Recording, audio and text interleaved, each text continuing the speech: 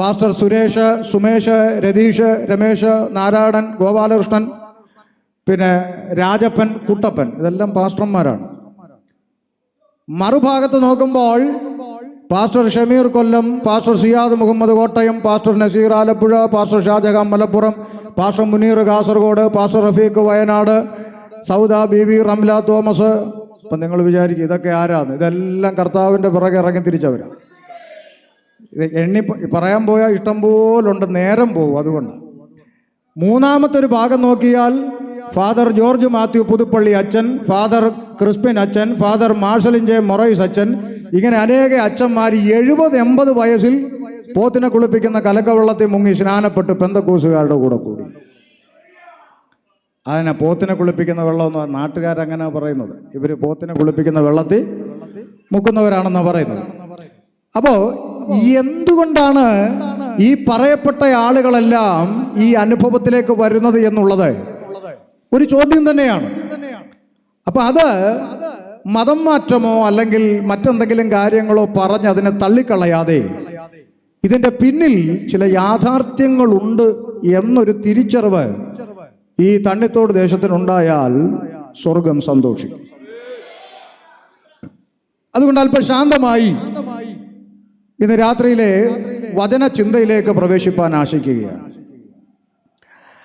ഈ കൺവെൻഷൻ ഒരു ഐക്യ കൺവെൻഷനായി ഇവിടെയുള്ള പല സഭകളും സംഘടനാ വ്യത്യാസമില്ലാതെ നടത്തുന്ന ഒരു കൺവെൻഷൻ കൂടിയാണെന്നുള്ളൊരു സന്തോഷമാണ്.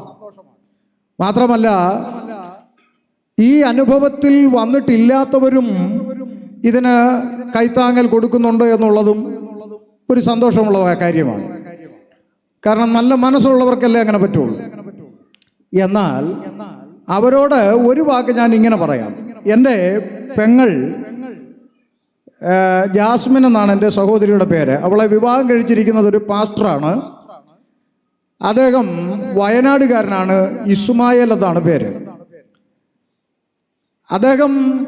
അദ്ദേഹത്തിൻ്റെ സാക്ഷ്യം പറയുന്ന ഒരു വാചകം ഞാനൊന്ന് ഓർപ്പിച്ച് വചനത്തിലേക്ക് വരാം. അദ്ദേഹത്തിൻ്റെ സാക്ഷ്യം പറയുമ്പോൾ ICPFന്റെ പ്രവർത്തകർ അദ്ദേഹം കോളേജിൽ പഠിക്കുമ്പോൾ യേശുക്രിസ്തുവിൻ്റെ സുവിശേഷം അറിയിച്ചുകൊണ്ട് കോളേജിൽ ചെന്ന് പല തവണ ഇദ്ദേഹത്തെ പ്രാർത്ഥനയ്ക്ക് വിളിക്കും. അപ്പോൾ ഇദ്ദേഹം മുസൽമാൻ പാരമ്പര്യത്തിലുള്ള ആളായതുകൊണ്ട് ഇദ്ദേഹം നൈസായിട്ട് ആ ക്ഷണം അങ്ങ് ഒഴിവാക്കിയിട്ട് ഈ വിളിച്ചവരെ ഒഴിവാക്കാൻ പറ്റാത്തത് കൊണ്ട്, അങ്ങനെ ഉണ്ടല്ലോ ചില ആളുകൾ കൺവെൻഷന് വിളിക്കുമ്പോൾ പോകാൻ പള്ളി വിലക്കുണ്ടെങ്കിലും ഈ വിളിച്ചവരെ ഒഴിവാക്കാൻ പറ്റാത്തതുകൊണ്ട് പോകുന്നൊരു രീതി ഉണ്ടല്ലോ എന്ന് പറഞ്ഞ പോലെ ഈ വിളിച്ച ആളുകളെ ഒഴിവാക്കാൻ പറ്റാത്തത് കൊണ്ട് അളിയൻ, ഇപ്പം എൻ്റെ അളിയനാണ് അദ്ദേഹം, അളിയൻ മീറ്റിങ്ങിന് പോയില്ലെങ്കിലും പ്രാർത്ഥനയ്ക്കൊന്നും പോയില്ലെങ്കിലും പുള്ളിക്ക് പകരം പുള്ളിയുടെ കെയർ ഓഫിൽ 4-5 കൂട്ടുകാരെ അങ്ങ് പറഞ്ഞു വിടും. അപ്പോൾ ഈ വിളിച്ചവർക്ക് സന്തോഷമായി, ഇദ്ദേഹം വന്നില്ലെങ്കിലും 4-5 പേര് വേറെ വന്നല്ലോ എന്നുള്ള സന്തോഷമുണ്ട്. അപ്പം ഇങ്ങനെ അനേക ആളുകളെ മീറ്റിങ്ങിലേക്ക് അളിയൻ തള്ളിവിട്ടു. ഈ തള്ളിവിട്ട് പോയവരെല്ലാം രക്ഷിക്കപ്പെട്ടു, സ്നാനപ്പെട്ടു, കർത്താവിനെ അറിഞ്ഞവരെല്ലാം വിശ്വാസത്തിലായി.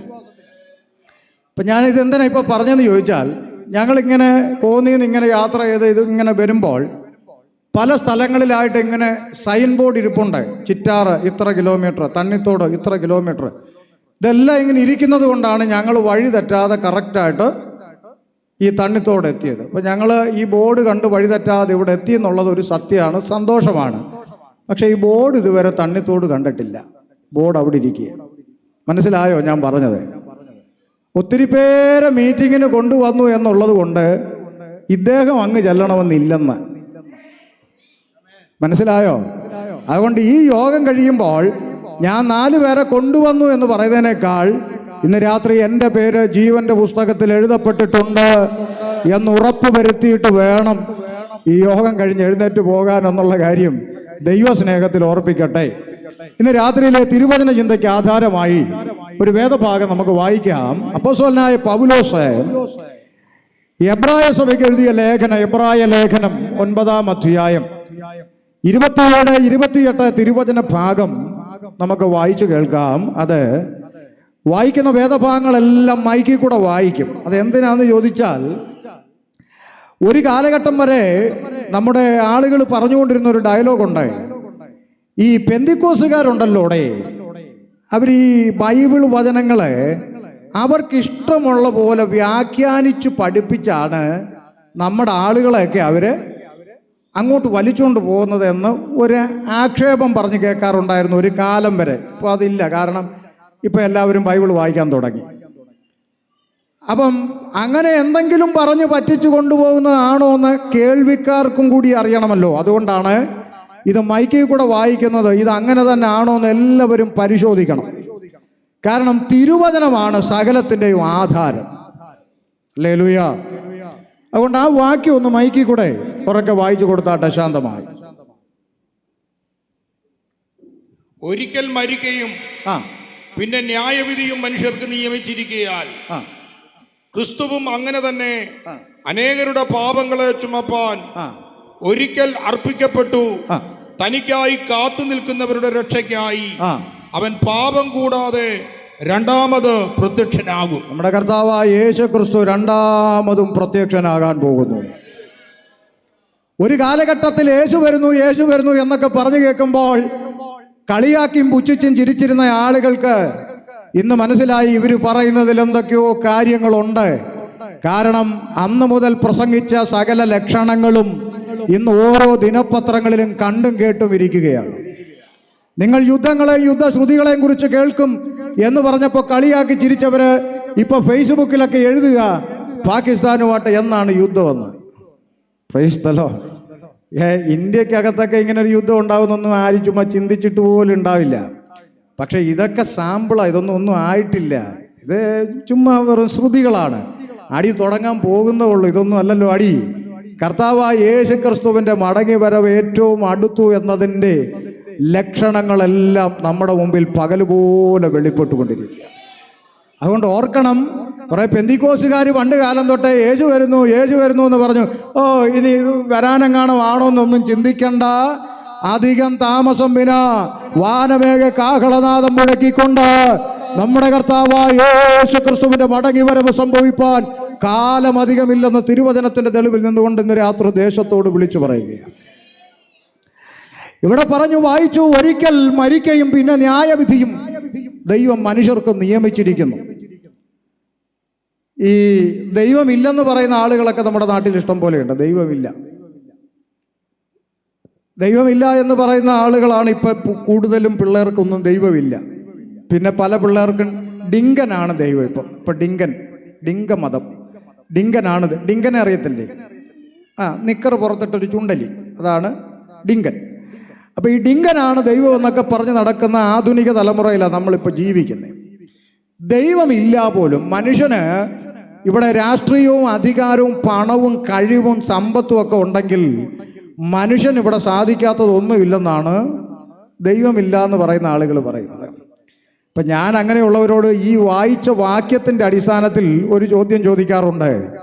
പണമോ അധികാരമോ രാഷ്ട്രീയമോ കഴിവോ സമ്പത്തോ എന്ത് വേണമെങ്കിലും ഉപയോഗിച്ചോ, ഈ ദൈവം വെച്ച നിയമം ഒന്ന് മാറ്റാമോ? മനുഷ്യനായി പിറന്നവനെല്ലാം ഒരിക്കൽ മരിക്കണം. എന്തെങ്കിലും ഒരു കണ്ടുപിടുത്തം ഉപയോഗിച്ച് അതൊന്ന് മാറ്റാൻ ഒരുത്തൻ തുനിഞ്ഞിറങ്ങിയാൽ കണ്ടുപിടിച്ച് തീരുന്നതിന് മുമ്പേ അവൻ തട്ടിപ്പോകും എന്നുള്ളതാണ് ചരിത്രം. അതുകൊണ്ട് ഇത് ദൈവം നിയമിച്ച നിയമനമാണ്. മനുഷ്യനായി പിറന്നവരൊരിക്കൽ മരിക്കണം. പിന്നെ ഒരു ന്യായവിധിയുണ്ട്. അതിനെക്കുറിച്ച് ഇപ്പോൾ വിശദീകരിക്കുന്നില്ല, സമയമുണ്ടെങ്കിൽ ഒടുവിലായി പറയാം. അങ്ങനെ തന്നെ ക്രിസ്തുവും അനേകരുടെ പാപങ്ങളെ ചുമക്കാൻ ഒരിക്കൽ പ്രത്യക്ഷനായി ഭൂതലത്തിൽ. ഇനി തനിക്കായി കാത്തു നിൽക്കുന്നവരുടെ രക്ഷയ്ക്കായി യേശു കർത്താവ് വീണ്ടും വരും. ഇതാ വായിച്ചത്. രണ്ട് ചിന്ത. ഒരിക്കലായി വന്നു, ഇനി കാത്തു നിൽക്കുന്ന ഒരു സമൂഹത്തിന് വേണ്ടി വീണ്ടും വരും. അപ്പൊ ഒരിക്കൽ വന്നത് എന്തിനു വേണ്ടി, ആർക്കു വേണ്ടി എന്നുള്ളത് ഒന്നാമത്തെ ചിന്ത. ഇനി വരുന്നത് ആർക്കു വേണ്ടി എന്നുള്ളത് രണ്ടാമത്തെ ചിന്ത. രണ്ട് ഭാഗമായി പറഞ്ഞ് തക്ക സമയത്ത് ഞാൻ വാക്കുകൾ അവസാനിപ്പിക്കും. കാര്യം ഒത്തിരി വലിച്ചു നീട്ടിക്കൊണ്ടു പോകാനുള്ള ശാരീരിക സ്ഥിതി അല്ല എനിക്കും. അതുകൊണ്ട് തക്ക സമയത്ത് നിർത്തും. അപ്പോൾ ഒരിക്കലായി യേശുക്രിസ്തു ഈ ലോകത്തിലേക്ക് വന്നത് എന്തിന്? എഴുതിയിരിക്കുന്നു, അനേകരുടെ പാപങ്ങളെ ചുമക്കാൻ. 2025 കമ്പ്യൂട്ടർ യുഗത്തിൽ നിന്നുകൊണ്ടാണ് പാപം എന്നൊക്കെ ഉപദേശിമാർ പ്രസംഗിക്കുന്നത്. വല്ല കാര്യമുണ്ടോ? ഇപ്പോഴത്തെ തലമുറ ചോദിക്കുന്നത് ഇതൊക്കെ വട്ടം, ഇവർക്ക് വട്ടാണോ? മനുഷ്യൻ ചന്ദ്രനെ വരെ എത്തി, പിന്നെ ഇപ്പം വീട് വെക്കാൻ പറ്റുമോ എന്നൊക്കെ അന്വേഷിക്കുന്ന കാലമായി. എന്നിട്ട് ഉപദേശിമാരിപ്പോഴും പാപം പാപം പാപം എന്ന് പറഞ്ഞുകൊണ്ട് നടക്കുകയാണ് എന്നൊക്കെയാണ് പിള്ളേരെ സെറ്റ് കളിയാക്കുന്നത്. പക്ഷെ ഒരു കാര്യം നിങ്ങൾ ചിന്തിച്ചു നോക്കെ, മനുഷ്യൻ ചന്ദ്രനിലെത്തി, ചൊവ്വായിലും വ്യാഴത്തിലും ഒക്കെ മണ്ണും കല്ലും ഒക്കെ കൊണ്ടുപോകാൻ പറ്റുമോ എന്ന് അന്വേഷിക്കുന്നു. പഴയ കുടില് മാറി കൊട്ടാരം വന്നു, മനുഷ്യൻ ആകാശത്ത് കൂടെ പറക്കുന്നു, പിന്നെ വായുമാർഗം സഞ്ചരിക്കുന്നു. എന്തെല്ലാം കണ്ടുപിടുത്തങ്ങൾ, മാറ്റങ്ങൾ ഇവിടെ ഉണ്ടായി. കൽക്കരി ട്രെയിൻ മാറി, വന്ദേ ഭാരത് വരെ വന്നു, എല്ലാത്തിനും മാറ്റം വന്നു. എന്നിട്ട് ഉപദേശിമാരിപ്പോഴും പാപം പാപം പാപം എന്ന് പറഞ്ഞ് നടക്കുക, പിള്ളേർ കളിയാക്കുക. പക്ഷെ ഒരു ഭാഗം നിങ്ങൾ ചിന്തിച്ചു നോക്കിയേ, മനുഷ്യൻ ആകാശത്ത് പോയി, ചന്ദ്രനെ കാലുകുത്തി, ചൊവ്വയിലും വ്യാഴത്തിലും പോയി, പിന്നെ ഒത്തിരി റെക്കോർഡുകളൊക്കെ സ്ഥാപിച്ചു, ആകാശത്ത് പറക്കുന്നു.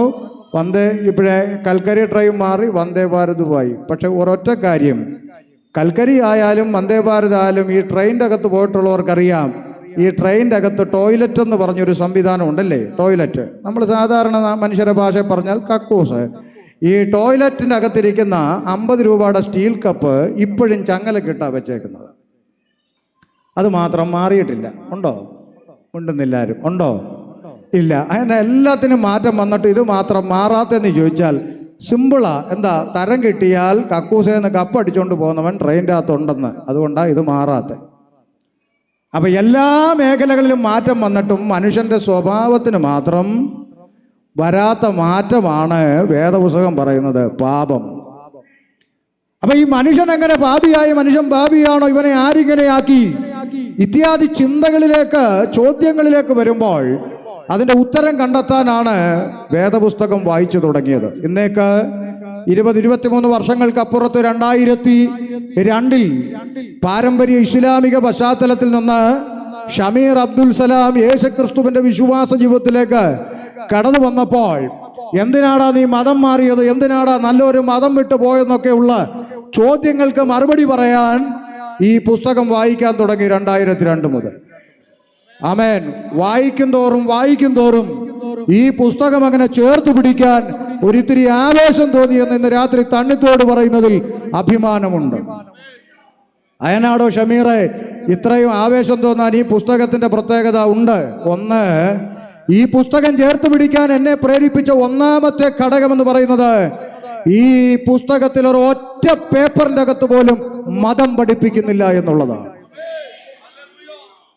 പരസ്യമായിട്ടാ പറയുന്നത്, ലൈവ് മീറ്റിംഗ് ആണ്.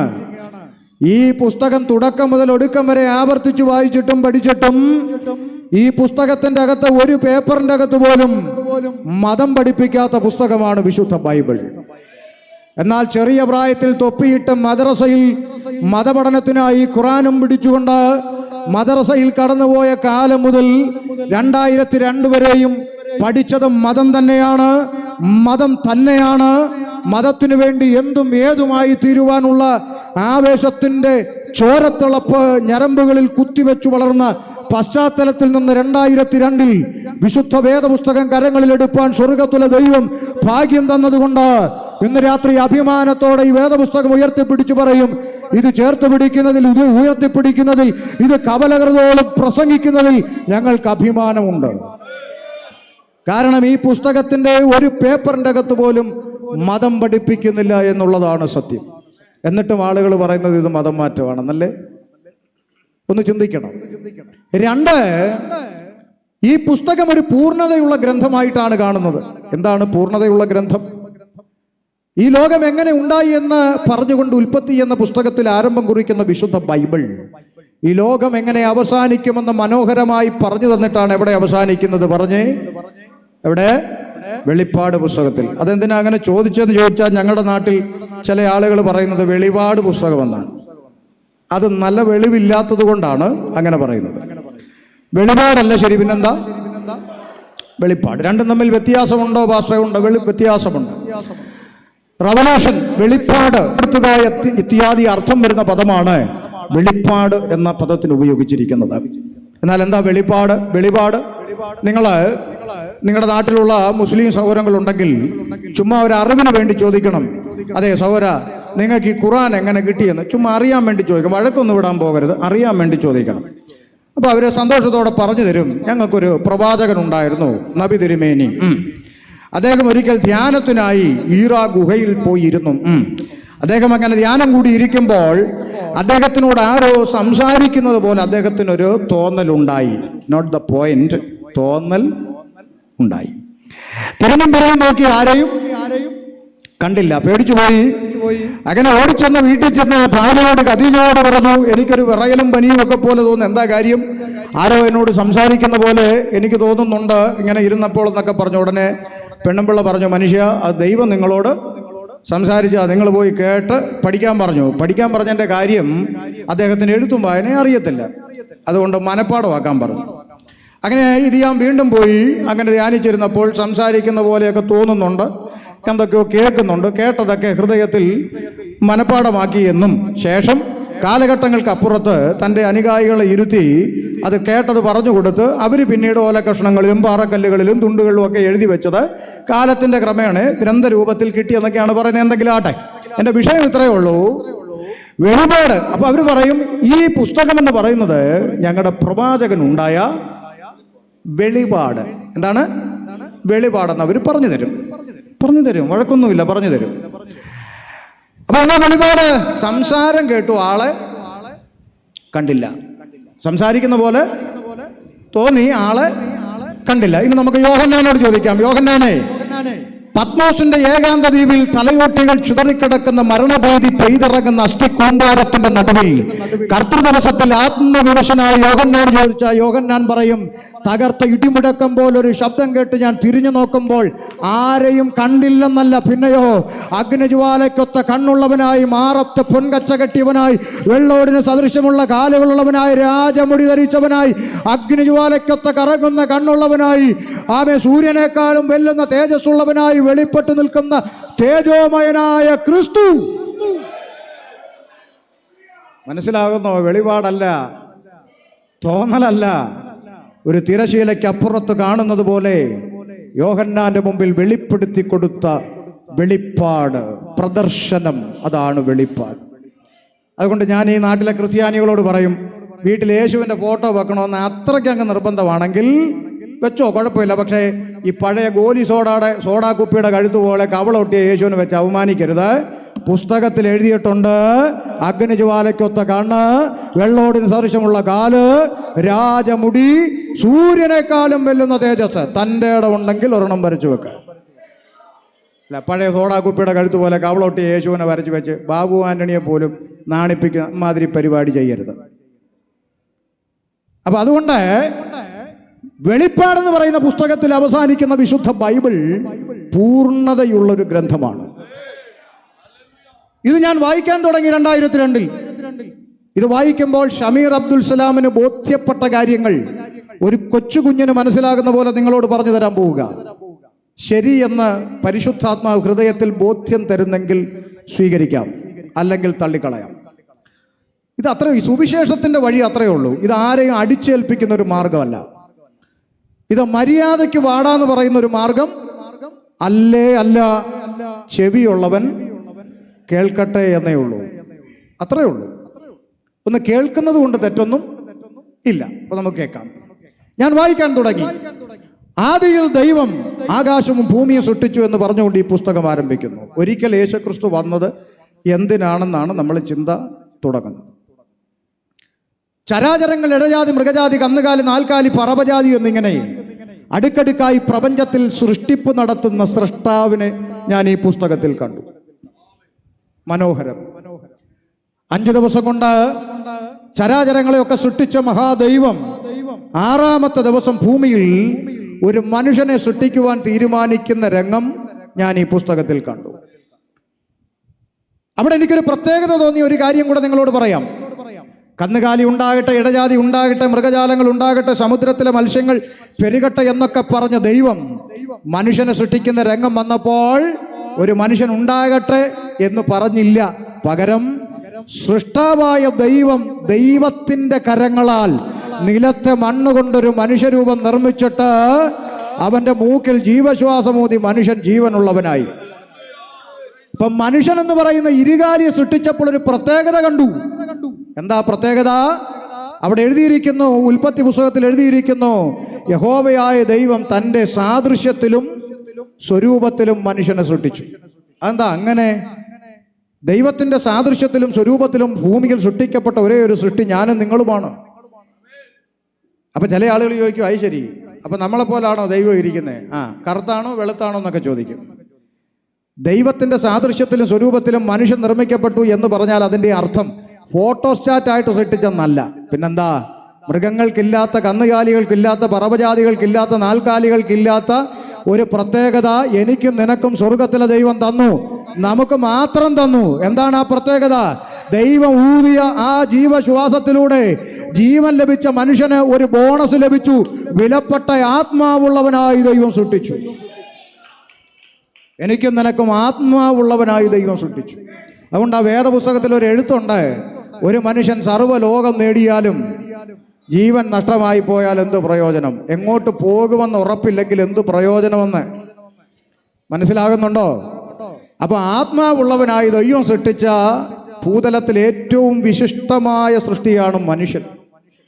നമ്മളെ മാത്രമേ അങ്ങനെ സൃഷ്ടിച്ചിട്ടുള്ളൂ, അല്ലേ? തണ്ണിത്തോട്ടില് മൃഗങ്ങൾക്ക് ആത്മാവുണ്ടോ? ഇവിടെ ആരെങ്കിലും പറഞ്ഞിട്ടുണ്ടോ, എടി രമണി വീട്ടിലെ പട്ടി ചത്തടി അടുത്ത ആഴ്ച 16 അടിയന്തരമാണ്, കുടുംബമായിട്ട് ഇഡലി തിന്നാൻ വരണമെന്ന് വിളിക്കാറുണ്ടോ? ഇല്ല. ക്രിസ്ത്യാനികൾ വിളിക്കാറുണ്ടോ? മറിയാമേ പശു അങ്ങ് ചത്തടി അടുത്ത ആഴ്ച പാട്ട് കുർബാനയ്ക്ക് അച്ഛനൊക്കെ ഉണ്ട്, നിങ്ങളും വരണം, അങ്ങനെ വിളിക്കാറുണ്ടോ? ഇല്ല. മുസ്ലിങ്ങൾ വിളിക്കാറുണ്ടോ? എരുമ മരിച്ചു 14-ാം കത്തത്തിന് 7-ാം കത്തത്തിന് വരണം, അങ്ങനെ വല്ലതും വിളിക്കാറുണ്ടോ? ഇല്ല.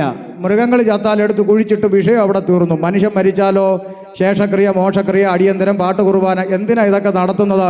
മനുഷ്യൻ്റെ അകത്ത് വിലപ്പെട്ട ഒരു ആത്മാവുണ്ടെന്ന ബോധ്യം മനുഷ്യൻ്റെ അകത്ത് ഇരിക്കുന്നത് കൊണ്ടാണ് ഇതൊക്കെ ചെയ്യുന്നത്, അല്ലേ? അല്ലെങ്കിൽ നിങ്ങൾ ചിന്തിച്ചു നോക്ക്, ഇവിടെ ഒരു മലയോര കൺവെൻഷൻ നടക്കുന്നു എന്നുള്ളത് ഈ കസേരയ്ക്കകത്തിരിക്കുന്ന മനുഷ്യന്മാർ മാത്രമാണോ അറിഞ്ഞിട്ടുള്ളത്? ആണോ?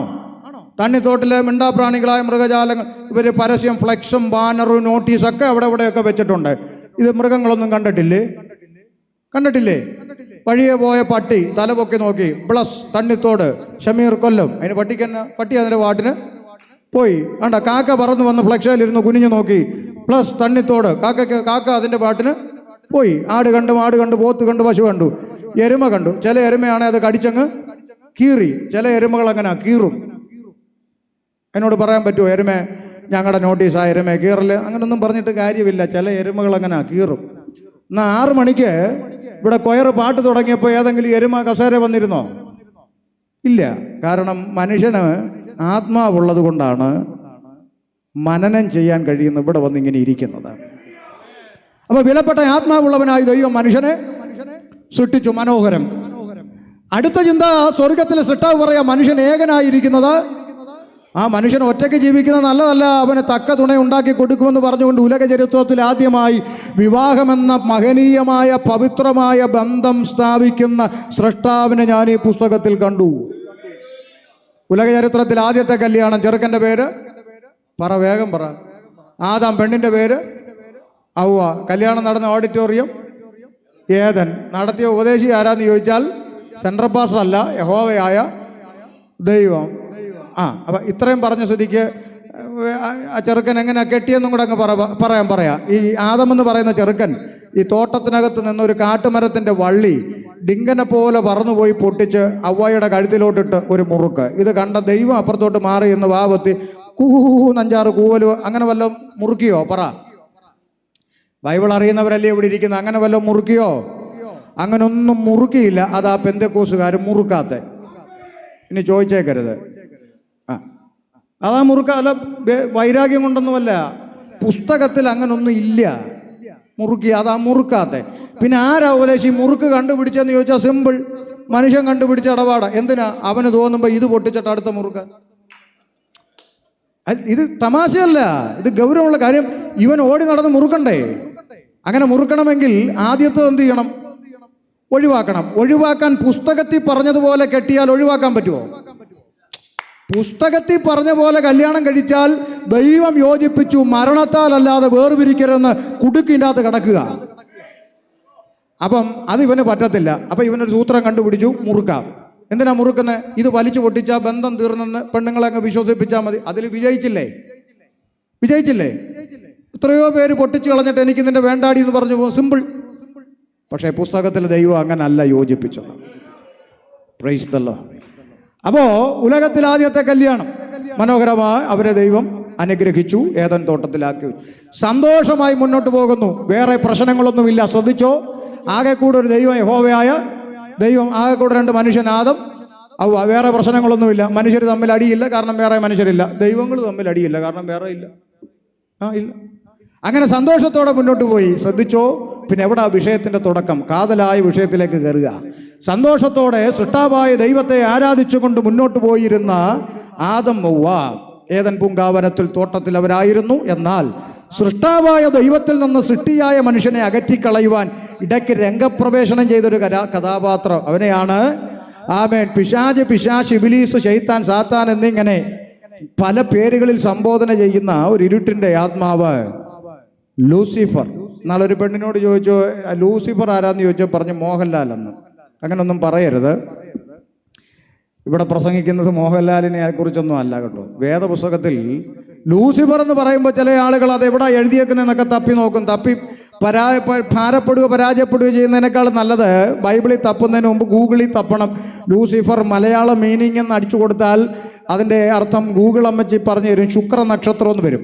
എന്നിട്ട് യെശയ്യാവ് 14:12 കയറി നോക്കിയാൽ അങ്ങനെ തന്നെ അവിടെ കിടപ്പുണ്ട്. അവൻ്റെ പേരുൾപ്പെടെ രംഗം അവിടെ കിടപ്പുണ്ട്. അതിലേക്ക് പോകുന്നില്ല. അപ്പം ഈ പിശാച് എന്ന് പറയുന്നത് പറയുമ്പോൾ ചില ആളുകൾ ചിന്തിക്കും, ഉപദേശി തന്നെ പറഞ്ഞു ആകെ കൂടെ ഒരു ദൈവം യഹോവയായ ദൈവം, ആകെ കൂടെ രണ്ട് മനുഷ്യൻ ആദം ഹവ്വ. ഇതിൻ്റെ ഇടയ്ക്ക് പിശാച് ഇവിടെ നിന്ന് കയറി. ഈ പിശാചൊക്കെ റിയാലിറ്റി ആണോ എന്നൊക്കെ ചിന്തിക്കുന്ന ആളുകളുണ്ട്. ഞാൻ പിന്നാലെ തെളിയിക്ക്, അവിടെ നിൽക്കട്ടെ. അപ്പോൾ ഈ പിശാച് എവിടുന്ന് വന്നു എന്നൊക്കെയാണ്. ഭയങ്കര തലയുള്ള പിള്ളേരൊക്കെ അല്ലേ ഇപ്പം. ഒരു കാര്യം മനസ്സിലാക്കണം, മനുഷ്യവർഗത്തെ സൃഷ്ടിക്കുന്നതിന് മുമ്പ് ദൈവം ദൂതസംഘത്തെ സൃഷ്ടിച്ചു, മാലാകവൃന്ദത്തെ സൃഷ്ടിച്ചു. ദൂതസംഘത്തിൽ ഒരുത്തൻ പാട്ടുസംഘത്തിന്റെ നേതാവെന്ന് പണ്ഡിതന്മാർ വിലയിരുത്തുന്നു. ആമേൻ. ചില ഇംഗ്ലീഷ് ഭാഷയിലൊക്കെ പറയുന്ന വർഷിപ്പ് ലീഡർ അവനായിരുന്നു എന്നാണ് പണ്ഡിതന്മാർ പറയുന്നത്.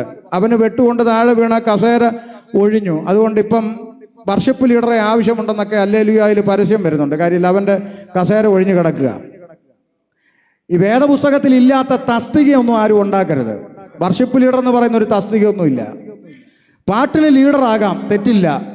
ദൈവമക്കൾ ശ്രദ്ധിച്ചോ, പാട്ടിന് ലീഡറാകാം, തെറ്റില്ല. ഇവര് പാട്ട് ലീഡ് ചെയ്ത് പാടി, നമ്മൾ ഏറ്റുപാടി, തെറ്റില്ല. വർഷിപ്പ് എന്ന് പറഞ്ഞാൽ അർത്ഥം ആരാധന. ആരാധനയ്ക്ക് ലീഡറുണ്ടോ പാസ്റ്ററെ? ആരാധനയ്ക്ക് ലീഡറില്ല. ലീഡ് ചെയ്ത് ആരാധിപ്പിക്കുന്നതല്ല ആരാധന. മനസ്സോടെ ദൈവത്തിന് കൊടുക്കുന്നതിൻ്റെ പേരാണ് ആരാധന.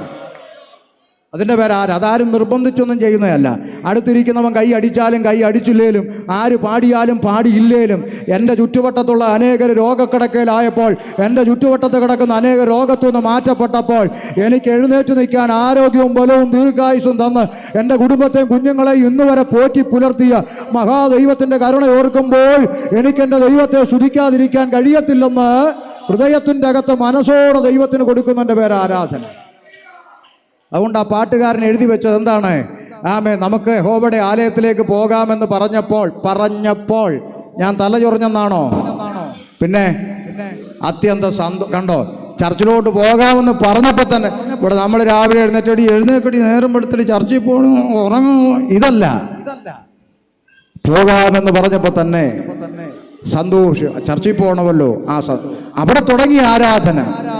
നമ്മുടെ വിചാരം പാട്ടുകാർ ഈ മ്യൂസിക് ഈ പിന്നെ റിതമൊക്കെ ഇട്ട് ഇങ്ങനെ തുത്തുന്ന് അടിക്കുമ്പോൾ വരുന്ന ആത്മാവല്ല. ആമേൻ. മനസ്സോടെ ദൈവത്തിന് കൊടുക്കുന്നതാണ്. അതുകൊണ്ട് പാട്ടുകാരോട് എനിക്ക് സന്തോഷം തോന്നി. കാര്യം ഇവരൊത്തിരി മൂപ്പിച്ചില്ല. സന്തോഷം. ചില ആളുകൾ കയറി എന്നിട്ട് പോരാ, ശക്തം കൂടി, ഒന്നുകൂടെ, പോരാ. ഇവനാണോ തീരുമാനിക്കുന്നത് പോരാന്ന്? ഇവനാ ദൈവത്തിന്റെ കണക്കപ്പിള്ളയാണ്. അല്ല, അങ്ങനെയൊന്നും മൂപ്പിക്കണ്ട. ഈ ഇടയ്ക്കൊരു കീബോർഡുകാരൻ, ഞങ്ങൾ ഇതേപോലെ കൺവെൻഷന് പോയിരുന്നപ്പോൾ കീബോർഡുകാരൻ ഇങ്ങനെ, അപ്പോൾ പുള്ളിക്കൊരു ഫോൺ വന്നു. പുള്ളി ഉടനെ ഫോൺ എടുത്ത് ഇങ്ങനെ ഒരു കൈ കൊണ്ടും ഇങ്ങോട്ട് ചരിഞ്ഞിട്ട് ഫോൺ വിളിച്ചിട്ട് പറയാം, ഞാൻ ഇവിടെ മൂപ്പിച്ചുകൊണ്ടിരിക്കുകയാണ്, ഇത് തീരുമ്പോൾ അങ്ങോട്ട് വിളിക്കാമെന്ന്. അപ്പോൾ അമ്മാതിരി പരിപാടിയൊന്നുമല്ല കേട്ടോ. ആരാധന എന്ന് പറഞ്ഞാൽ ചിലരുടെ ചിന്ത, നിൽക്കുന്ന നേരം മറന്ന് ചുമ്മാ കിടന്ന് ബോധം കെട്ട് അങ്ങോട്ടും ഇങ്ങോട്ടും ചാടി. ഇതിലൊന്നും കഥയൊന്നുമില്ല. ദൈവം നോക്കുന്നത് നിന്റെ ഹൃദയമാണ്. ഏത് മനോഭാവത്തോടെ ഈ മീറ്റിങ്ങിന് വരാൻ അവിടുന്ന് ഇറങ്ങിയിടം മുതൽ ദൈവം നോക്കുന്ന ആരാധനയാണ്. സ്തോത്രം. അല്ലാതെ ഈ ഋതത്തിന്റെ ശബ്ദം കൂടുന്നതനുസരിച്ച് കയറി വരുന്ന ഒരു ആത്മാവല്ല. അത് കറണ്ട് പോകുമ്പോൾ പോവുകയും ചെയ്യും. കറണ്ട് പോകുമ്പോൾ അത് പോകും, മറ്റേത് പോവുകയല്ല. ആര് കൈയടിച്ചില്ലേലും ആര് പാടിയില്ലേലും ദൈവം ജീവിതത്തിൽ വ്യക്തിപരമായി എന്തെങ്കിലും ചെയ്തിട്ടുണ്ടെങ്കിൽ ദൈവത്തെ മഹത്വപ്പെടുത്തും. സ്തോത്രം. അപ്പൊ നോക്ക്, ദൈവം സൃഷ്ടിച്ച ദൂതസംഘത്തിനൊരുവൻ ഈ പാട്ടുസംഘത്തിന്റെ നേതാവിനൊക്കെ പണ്ഡിതന്മാരെ അറിവുള്ളവർ പറയുന്നു, ആയിക്കോട്ടെ, ഈ ദൂതന്റെ ഹൃദയത്തിന്റെ അകത്തൊരു ചിന്ത വന്നതാണ്. എന്താ ചിന്ത?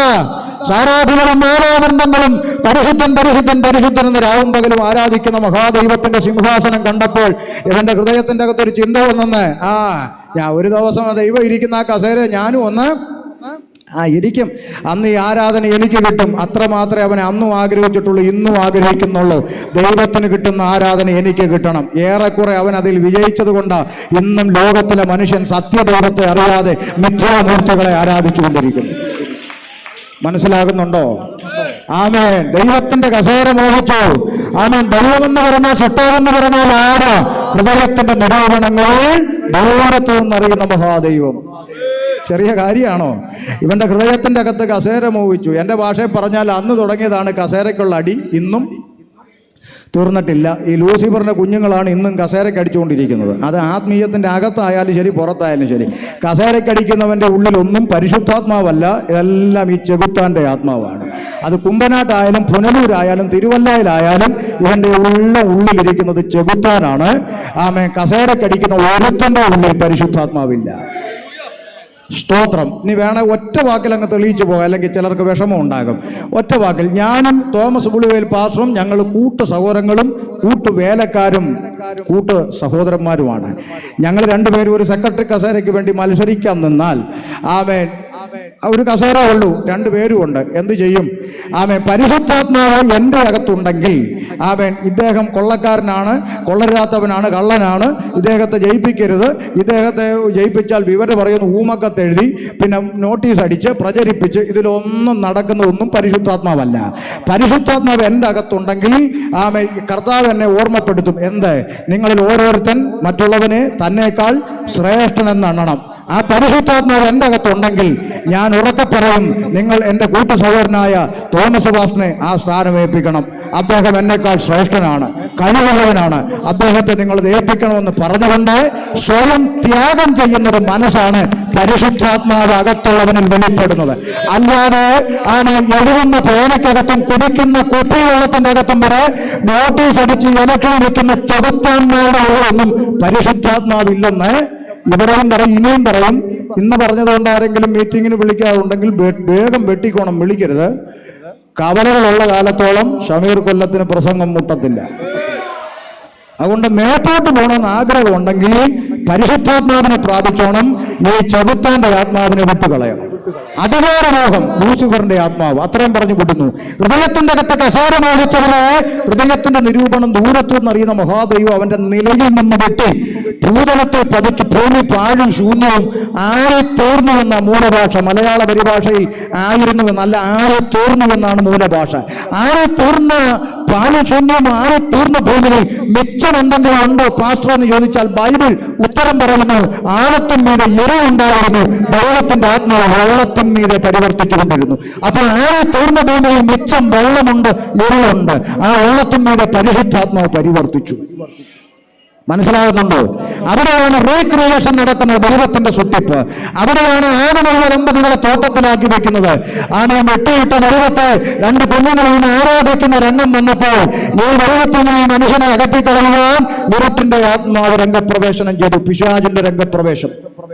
ഇനി പിശാച് ആരാന്ന് ചോദിച്ചാൽ ചില ആളുകൾ വിചാരിച്ചിരിക്കുന്നത്, പണ്ട് ഒനഡാത്തീവിടെ പരസ്യത്തിൽ ഒരു മൊട്ടത്തലയൻ ഉണ്ടായിരുന്നു, കണ്ണും തെള്ളി കൊമ്പും വെച്ച് പല്ലു കൊമ്പി വരുന്നൊരു മൊട്ടത്തലയൻ. പിശാച് എന്ന് പറഞ്ഞാൽ ഇങ്ങനെ ഒരു രൂപമാണെന്ന് ചിലർ ചിന്തിക്കും, തെറ്റിപ്പോയി. പിശാചിനെ കുറിച്ച് വേദപുസ്തകം പറയുന്നത് അവനൊരു മാനുഷിക ശരീരമുള്ളവനല്ല, പിന്നെ ഒരാത്മാവ്, ദുരാത്മാവ്, അശുദ്ധാത്മാവ് തുടങ്ങിയ പ്രയോഗങ്ങളാണ് ഇവനെ കുറിച്ച് വേദപുസ്തകത്തിലുള്ളത്. അർത്ഥാൽ ഇവനൊരു ആത്മാവാണ്. ഏതാത്മാവ്? ഇരുട്ടിന്റെ ആത്മാവ്. പക്ഷെ ഇവനെന്നും പ്രവർത്തിക്കാൻ ഒരു ശരീരം വേണം. അല്ല പിശാജ്. പിന്നെ ചിലർ വിചാരിക്കുന്ന പിശാജ് എന്ന് പറഞ്ഞാൽ ഈ മരിച്ചു കഴിഞ്ഞ് വെള്ള സാരിയും വെള്ള ബ്ലൗസും കൊടുത്ത് ചട്ടി പുകയും പുകച്ച് പാട്ടും പാടി കിണറ്റുവരെ വന്ന് നിൽക്കുന്നതാണ് പിശാജ് എന്നാണ് ചിലരുടെ ചിന്ത. മരിച്ച ആരുടെ ആത്മാക്കൾ അങ്ങനെ യൂണിഫോം ഒന്നും ഇട്ടുകൊണ്ട് വരികയില്ല. ചുവന്ന കറിയാറിട്ടുകൊണ്ട് തൂങ്ങിച്ചത്ത പെണ്ണ് ചത്തു കഴിഞ്ഞപ്പം വെള്ള സാരി ദൈവം തുണിക്കച്ചവടം നടത്തുമല്ലോ, വരുന്നവർക്കെല്ലാം വെള്ളം കൊടുത്തു വിടാം. ഇമാതിരി വിവരക്കേടുകളൊക്കെ സീരിയലുകാരുണ്ടാക്കി വെച്ചതാണ്.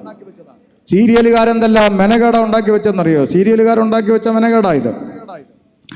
അപ്പൊ മരിച്ചുപോയ ആരുടെ ആത്മാക്കൾ അങ്ങനെ യൂണിഫോം ഇട്ടുണ്ടെന്നും വരികയില്ല. അത് മനസ്സിലാക്കിക്കോണം. മരിച്ചുപോയ ആരുടെ ആത്മാക്കൾ അങ്ങനെ കറങ്ങിത്തിരിഞ്ഞൊന്നും വരികയില്ല.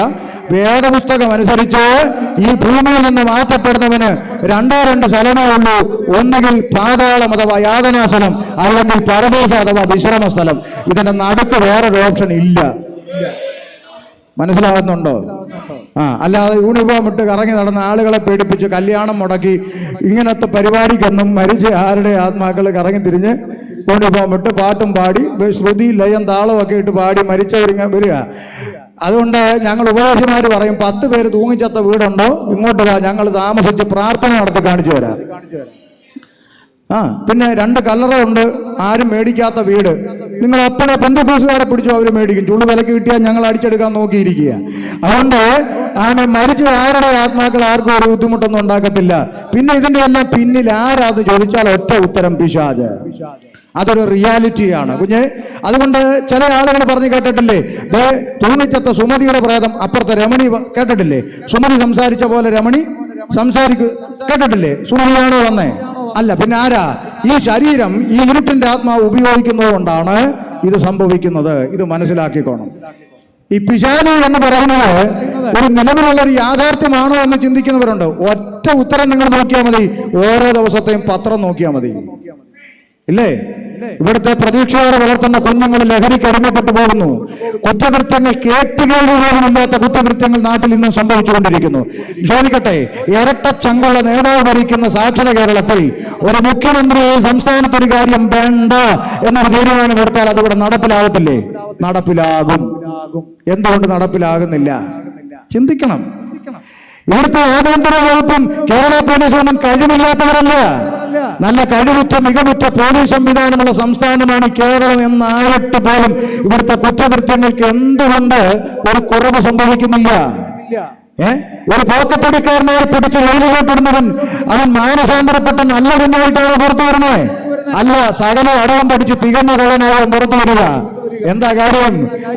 ഇവിടുത്തെ കുറ്റവാളികളെ നന്മയിലേക്ക് നയിക്കാൻ ഇവിടുത്തെ ഓരോ കണ്ടുപിടുത്തങ്ങൾക്കും കഴിയാത്തതിന്റെ കാരണം സകല തിന്മകളുടെയും പുറകെ ഒളിച്ചിരിക്കുന്ന വില്ലൻ എന്ന് പറയുന്നത് ഈ ഇരുട്ടിന്റെ ആത്മാവാണ്, പിശാചാണ്.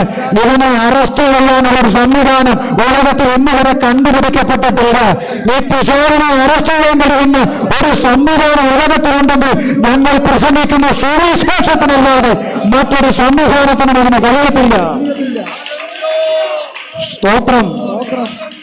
ഈ സുവിശേഷം എന്ന് പറയുന്ന സന്തോഷം, യേശു എന്ന് പറയുന്ന ഈ നാമത്തിന്റെ ശക്തി, അതാണ് കള്ളു പിടിച്ചും കഞ്ചാവ് പിടിച്ചും ഓടാക്കിടുന്നവന് വെള്ളമെടുപ്പും വെള്ളമുണ്ടും ധരിപ്പിച്ച് കടലിൽ നാണമില്ലാതെ നിന്നുകൊണ്ട് ഒരിക്കലും അടുത്ത തലമുറയോട് പ്രസംഗിക്കാൻ ജീവിതത്തിന് മാറ്റം വരുത്തുന്നത് ഇവിടുത്തെ നിയമ സംവിധാനങ്ങളും ശിക്ഷാമുറകളല്ല, ഈ ജീവനുള്ള ദൈവത്തിന്റെ വചനമാകുന്ന സുവിശേഷത്തിന്റെ സന്ദേശമാണ്. Praise the Lord. അതുകൊണ്ട് ശ്രദ്ധിച്ചേ, പിശാചില്ല തിന്മയില്ലെന്നൊന്ന് ചുമ്മാ അങ്ങ് പറഞ്ഞേക്കല്ലേ. ഇതിന്റെ എല്ലാം പിറകിലിരിക്കുന്ന വില്ലൻ എന്ന് പറയുന്നത് ഈ പിശാച് എന്ന് പറയുന്ന ഒരു യാഥാർത്ഥ്യം, ഇരുട്ടിന്റെ ആത്മാവ്. ഞാൻ പറഞ്ഞു വന്ന വിഷയം ഒരു ശരീരം വേണമെന്നാണ്. അവനൊരു ശരീരം തെരഞ്ഞെടുത്തു. ദൈവം സൃഷ്ടിച്ച സകല ജീവജാലങ്ങളെ നോക്കിയപ്പോൾ അങ്ങേർക്ക് ഇഷ്ടപ്പെട്ടതൊരു ശരീരം. ആരെ? പാമ്പിന്റെ ശരീരം. അതിലൂടെ കയറി തോട്ടത്തിലേക്ക്. ഇതിനകത്തൊക്കെ ഒത്തിരി വിഷയം പറയാനുണ്ട്. പെന്തക്കോസ്തുകാരും കൂടെ ഉള്ളത് കൊണ്ട് ഞാൻ 1-2 വാക്കിലങ്ങ് പറഞ്ഞു വിടാം. ഈ പാമ്പ് തോട്ടത്തിൽ കയറി അവളെ വഞ്ചിച്ചെന്നുള്ളതൊക്കെ നിങ്ങൾക്കറിയാം. പക്ഷെ ഒരു മർമ്മം ഞാൻ നിങ്ങളോടൊന്ന് പറയാം. ഈ പാമ്പ് ഏത് ജന്തുവാന്ന പുസ്തകത്തിൽ എഴുതിയേക്കുന്നത്? കേട്ടില്ല? പുസ്തകം വായിച്ചിട്ടുള്ളൊരു പറ. പാമ്പ് ഏത് ജന്തുവാന്ന പുസ്തകത്തിൽ എഴുതിയിട്ടുള്ളത്? ഇഴജന്തുവെന്നോ? ദൈവം സൃഷ്ടിച്ച സകല കാട്ടുജന്തുക്കളിലും പാമ്പ് അങ്ങനെ എഴുതിയേക്കുന്നേ. അപ്പൊ പാമ്പ് ഏത് ജന്തു? പോരാ, കത്തിയില്ല. ഇടയ്ക്ക് ആരോ പറഞ്ഞു കാട്ടുജന്തു അല്ലേ? അപ്പൊ ദൈവം സൃഷ്ടിച്ച സകല കാട്ടുജന്തുക്കളും പാമ്പ് കൗശലക്കാരൻ. പാമ്പ് ഏത് ജന്തു? കാട്ടുജന്തു. പെണ്ണും ചെറുക്കനും എവിടെ? കാട്ടിലാണോ തോട്ടത്തിലാണോ? തോട്ടത്തിൽ. ഇപ്പൊ കാട്ടുജന്തു എവിടെ കയറി? വല്ലതും തലയിൽ കയറുന്നുണ്ടോ? കാട്ടുജന്തു എവിടെ കയറി? തോട്ടത്തിൽ കയറി. എന്തുവാ തോട്ടം എന്ന് ചോദിച്ചാൽ ഉപവാസ പ്രാർത്ഥനയ്ക്ക് പ്രസംഗിക്കേണ്ട വിഷയം അങ്ങോട്ട് പോകുന്നില്ല. എന്തുവാ തോട്ടം എന്ന് ചോദിച്ചാൽ ഉത്തമഗീതം 4:12 എന്റെ കാന്ത കെട്ടിയടയ്ക്കപ്പെട്ട ഒരു തോട്ടം, ദൈവസഭ തോട്ടത്തിന് നിഴലാ. മനസ്സിലാകുന്നുണ്ടോ? തോട്ടം നിഴലാ ദൈവസഭയ്ക്ക്. തോട്ടം. അപ്പൊ തോട്ടത്തിനകത്തിരിക്കുന്നു മണവാട്ടി ആര്? അവ്വ. അവിടെ ഒരു കാവൽക്കാരനുണ്ട് ആര്? ആദം. ആദമിന് 2 ജോലി ദൈവം കൊടുത്തു. പറ. ഒന്ന് തോട്ടത്തിൽ വേല ചെയ്യണം, 2 തോട്ടം കാക്കണം. അപ്പൊ സഭയുടെ ഇടവന്, സഭയാകുന്ന മണവാട്ടിക്ക് ഇടവനുണ്ട്. ഇടവന് 2 ജോലിയുണ്ട്. ഒന്ന് വേല ചെയ്യണം, 2 കാക്കണം. അപ്പൊ ഇടയന്മാരെന്ത് ചെയ്യണം? വേല. അനക്കം പോയ കണ്ടോ? സഭയുടെ ഇടയന്മാരെന്ത് ചെയ്യണം? പറ. 2 ജോലി. ഒന്ന് വേല ചെയ്യണം. അല്ല, വെള്ളിയാഴ്ച വന്ന് പ്രാർത്ഥന നടത്തി വീട്ടിൽ പോയി, ഞായറാഴ്ച വന്ന് പ്രാർത്ഥന നടത്തി വീട്ടിൽ പോയി. ഇതാണോ വേല? ഉണ്ടെന്നില്ല. ഇപ്പൊ ഇതാ നടക്കുന്നത്. ഇപ്പൊ ഇത് വേലയല്ല, ഇത് ജോലി. അവരവരുടെ ജോലി ഭംഗിയായിട്ട് ചെയ്യുന്നു. വെള്ളിയാഴ്ച വരുന്നു, പ്രാർത്ഥന നടത്തുന്നു, വീട്ടിൽ പോന്നു. ഞായറാഴ്ച വരുന്നു, പ്രാർത്ഥന നടത്തുന്നു, വീട്ടിൽ പോന്നു. സ്ഥലം മാറുമ്പോൾ അടുത്ത സ്ഥലത്ത് ചെല്ലുന്നു. ഇത് തന്നെ. ഇപ്പൊ ചിലർ പറയാ അങ്ങനെ വിളിച്ചവർക്ക് അങ്ങനെ തന്നെ വേണം. എന്നെ വിളിച്ചോണ്ടല്ലേ? ആണ് ശ്രദ്ധിച്ചേ. ഇന്ന് ഷമീർ കൊല്ലം നിങ്ങളോട് വേല ചെയ്യാത്തത് എന്താന്ന് ചോദ്യം ചെയ്യാനുള്ള റൈറ്റ് ഇല്ല. ഞാൻ ചോദിക്കത്തുമില്ല. ചോദിക്കുന്നൊരു ദിവസം വരും. വേല ചെയ്യാൻ ഏൽപ്പിച്ചവൻ ചോദിക്കുന്നൊരു ദിവസം വരുമ്പോൾ മറുപടി പറയണം. ലജ്ജയില്ലാതെ തെരുക്കോണിൽ നിൽക്കാനും, ആമേ വഴിയിൽ കണ്ടവനോട് സുവിശേഷം പറയാനും, ആമേ ആര് വന്നോ വന്നില്ല വിഷയമല്ല, കർത്താവെ എന്നെ ഏൽപ്പിച്ചത് ഞാൻ ഭംഗിയായി ചെയ്തു എന്ന് പറയാൻ കഴിയണം. ഇടയന് 2 ജോലി. അതിൽ പ്രധാനപ്പെട്ട ഒന്ന് വേല ചെയ്യണം. ഞാനത് വിടുന്നു. 2 തോട്ടം കാക്കണം. ഇടയൻ ആരായിരിക്കണം? കാവൽക്കാരനായിരിക്കണം. അങ്ങനെങ്കിൽ എൻ്റെ ചോദ്യം, ആമേൻ കാട്ടുചെന്ന് തോട്ടത്തിൽ കയറി അമ്മച്ചിയോട് കൊച്ചു വർത്താനം പറഞ്ഞ് ആ പഴം തീറ്റിച്ചപ്പോൾ കാവൽക്കാരൻ എവിടെ പോയി? ഇന്ന് രാത്രി പെന്തിക്കോസുകാരോട് ഇങ്ങനെ പറയാം, കാവൽക്കാരൻ സ്ട്രോങ് അല്ലെങ്കിൽ സകല കാട്ടുജന്തുക്കളും തോട്ടത്തിൽ കയറും, മണവാട്ടി സഭയെ വഞ്ചിക്കും. മനസ്സിലാവുന്നുണ്ടോ എന്തിനാ ഞാനിത് പറഞ്ഞത്? ഇന്ന് സകല ദുരുപദേശകന്മാരും തോട്ടത്തിനകത്ത് കയറിയത് കാവൽക്കാർ സ്ട്രോങ് അല്ലാത്തത് കൊണ്ടാണ്. മനസ്സിലായോ? ഇത് വേദന ഉണ്ടായത് പറയുന്നത്, പിണങ്ങിയിട്ട് കാര്യമില്ല. മനസ്സിലാവുന്നുണ്ടോ? ആമേ. അതാ പൗലോസ് പറഞ്ഞു, ഞാൻ പോയ ശേഷം ആട്ടിൻകൂട്ടത്തെ ആദരിക്കാത്ത കൊടിയ ജന്നാക്കം നിങ്ങളുടെ ഇടയിൽ കടക്കും. ആ വാചകത്തിന്റെ അകത്ത് ഒരു തൻ്റെ ഇടത്തിന്റെ വാക്കുണ്ട്. എന്താ? ഞാൻ പോയ ശേഷം. എന്താ അതിന്റെ അർത്ഥം? ഞാൻ ഇരിക്കുന്നിടത്തോളം വിപരീത ഉപദേശം പ്രസ്താവിക്കുന്ന ഒരുത്തനെയും ഇതിൻ്റെ അകത്ത് കയറ്റത്തില്ല എന്നല്ലേ അതിൻ്റെ അർത്ഥം? ഓരോ ദൈവദാസന്മാരും ഈ തീരുമാനമെടുത്തിരുന്നെങ്കിൽ സഭ അനുഗ്രഹത്തോടെ മുന്നോട്ട് പോയാൽ. ഞാനിവിടുന്ന് മാറിയതിന് ശേഷം നിങ്ങൾ ആരെ വിളിച്ച് ഉള്ളി കളിക്കോ കവന്ന് വീട് തള്ളി ഇടുവോ പരിപാടിയൊക്കെ ചെയ്തോ, പക്ഷെ ഞാനിവിടെ ഇരിക്കുന്ന കാലത്തോളം വചനം വിട്ടുള്ള ഒരു പരിപാടി ഈ സഭയ്ക്കകത്ത് നടക്കത്തില്ലെന്ന് തൻ്റെ ഇടത്തോടെ പറയാൻ ദൈവദാസന്മാർ തയ്യാറായിരുന്നെങ്കിൽ ഇന്ന് സമൂഹത്തിന് മുമ്പിൽ ഈ ദുരനുഭവം ദൈവസഭ നേരിടത്തില്ലായിരുന്നു. മനസ്സിലാകുന്നുണ്ടോ? സ്തോത്രം. ഇത് വേദന കൊണ്ട് പറയുന്ന ഒരു വാക്കൂടെ പറഞ്ഞാൽ ഞാൻ ആ ഭാഗം വിടും. കാര്യം ഇവർ വിഷമത്തോടിരിക്കും ഇതൊക്കെ പറയുമ്പോൾ. അതുകൊണ്ട് ഒരു വാക്ക് പറഞ്ഞ് ആ ഭാഗം വിടാം. നിങ്ങൾ ശ്രദ്ധിക്കണം. എനിക്ക് പലപ്പോഴും അത്ഭുതമായി തോന്നിയൊരു കാര്യം പറയാം. ഞങ്ങളുടെ നാട്ടിൽ ചില ദുരുപദേശ വലിയ കൂട്ടങ്ങളുണ്ട്. പിന്നെ ഈ തങ്കു ദാരു എന്നൊക്കെ പറയുന്ന പോലെ ടിങ്കു, ഒത്തിരി കൂട്ടങ്ങളുണ്ട്. അപ്പം ഈ IPC AG church of God Sharon പോലുള്ള സംഘടനകൾ പെന്തക്കോസ്ത് അടിസ്ഥാന ഉപദേശത്തിൽ നിലനിൽക്കുന്ന ദൈവകുഞ്ഞുങ്ങളെന്നാണല്ലോ ആണല്ലോ. അപ്പോൾ ഇവരുടെയൊക്കെ ഈ ചർച്ചുകളിലെ വിശ്വാസി ശ്രദ്ധിക്കണം, ഇവർക്കെല്ലാം ലോക്കൽ സഭയിൽ പാസ്റ്റർമാരുണ്ട്. ഇവരെല്ലാം പാസ്റ്റർമാരാ. ഇവരെല്ലാം ഞായറാഴ്ച ഈ വിശ്വാസികളെ പഠിപ്പിക്കുന്ന എന്താ? ചുറ്റുവട്ടത്തൊക്കെ ദുരുപദേശങ്ങൾ. ഇന്ന പുള്ളി അപ്പുറത്തെ പുള്ളി വന്നിട്ടുണ്ട്, അവിടെ വലിയ കൂട്ടമുണ്ട്, നിങ്ങൾ ഇതിലൊന്നും പോയി ചാടി നിങ്ങളുടെ നിത്യത എന്ത് ചെയ്യരുത്, നഷ്ടപ്പെടുത്തരുത്, നിങ്ങൾ ഉപദേശത്തിൽ നിൽക്കണമെന്ന് ഈ പാവങ്ങളെല്ലാം ഞായറാഴ്ചയും പഠിപ്പിച്ചു വെച്ചുകൊണ്ടാണ് ഇരിക്കുന്നത്. ആണോ?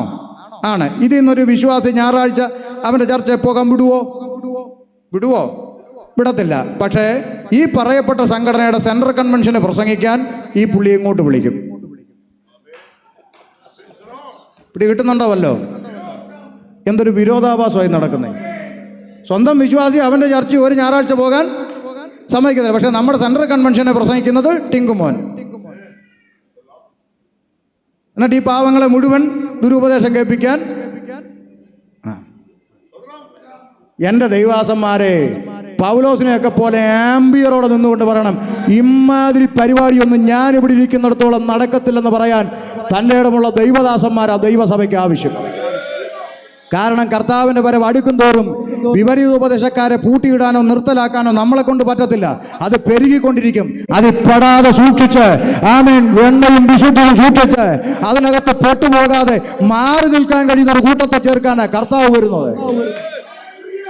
അതുകൊണ്ട് ദൈവദാസന്മാര് നട്ടലോടെ തീരുമാനങ്ങൾ എടുക്കണം. സ്തോത്രം. അപ്പോ കാവൽക്കാരൻ സ്ട്രോങ് അല്ലെങ്കിൽ കാട്ടുചെന്ന് തോട്ടത്തിൽ കയറും. അതുകൊണ്ടാ ചില ദൈവദാസന്മാർ വിശ്വാസികളോട് പറയും, ശുശ്രൂഷകന്മാർ അറിയാത്തൊരു പ്രാർത്ഥന നിങ്ങളുടെ വീട്ടിൽ വെക്കരുത്. അതിന് വിശ്വാസി ഉടനെ നീ മൂക്ക് വീർപ്പിച്ചിട്ട് കാര്യമില്ല. അതാണ് അതിൻ്റെ കറക്റ്റ്. തെറ്റിപ്പോകാതിരിക്കണമെങ്കിൽ മനസ്സിലായോ? ഈ പാമ്പും കുഞ്ഞുങ്ങൾ വീട്ടിൽ കയറി വെച്ച് പറയും ബന്ധനമുണ്ട്, ഒരു 3 ദിവസം വിഷയത്തിൻ്റെ പുറത്ത് കയറിയിരിക്കണം. ഞങ്ങളുടെ പാസ്റ്ററോട് ഞാൻ പറയാം, പാസ്റ്റർ പുള്ളി അറിയിക്കണ്ട, പുള്ളിക്ക് കൃപ ഇല്ല, ഞാനങ്ങ് വരാം. എത്ര ദുരന്തങ്ങൾ വന്നാലും പഠിക്കാത്ത മനുഷ്യരായി മാറരുത്. സഭയ്ക്കൊരു പ്രമാണമുണ്ട്, ചിട്ടയുണ്ട്. അതനുസരിച്ച് ദൈവമക്കൾ മുന്നോട്ട് പോകണം. ബാക്കി ഉപവാസ പ്രാർത്ഥന പറയാം, ഇല്ലെങ്കിൽ വിഷയം മാറിപ്പോകും. അപ്പൊ ചുരുക്കി പറഞ്ഞാൽ, കാട്ടുചെന്ന് തോട്ടത്തിൽ കയറി മണവാട്ടിയെ വഞ്ചിച്ചു. എന്താ? സൃഷ്ടിച്ചവൻ ചെയ്യരുത് എന്ന് പറഞ്ഞ വിഷയത്തിന്മേൽ ആമേൻ പ്രലോഭനം ഉൾക്കൊണ്ട് പഴം പറിച്ചു തിന്നു. വേദപുസ്തകം പറയുന്നു, ഏകനാൽ പാപവും പാപത്താൽ മരണവും ലോകത്തിൽ പ്രവേശിച്ചു, മനുഷ്യൻ പാപിയായി. തണ്ണിത്തോട് ജംഗ്ഷനിൽ കേൾക്കുന്ന ആളുകൾക്ക് വേണ്ടി 2 വാക്ക്. ജംഗ്ഷനിൽ കേൾക്കുന്ന ആളുകൾക്ക് വേണേ ചിരി വരും. അവരുടനെ ചോദിക്കും, ഓ അത് ശരി, അപ്പൊ പണ്ടങ്ങാണ്ട് ഒരു ആൻറ്റി ഒരു ആപ്പിൾ തിന്നതിനാണോ ഇത്രയും വലിയ പാപം? ശരിയാ. ഇനി അതും പോട്ടെ, പണ്ടങ്ങാണ്ട് ഒരു പെണ്ണുമ്പിള്ള ഒരു പഴം തിന്നു, കെട്ടിയവനോട് സ്നേഹമുള്ളവളായതുകൊണ്ട് ഇച്ചിരി കെട്ടിയവനും കൊടുത്തു. അതിൻ്റെ പേര് ഒരു തെറ്റും ചെയ്യാത്ത ബാക്കിയുള്ള മനുഷ്യരൊക്കെ പാവിയാണെന്ന് പറയുന്നത് ഇതെങ്ങനെ ശരിയാവും? ചോദ്യം വരും.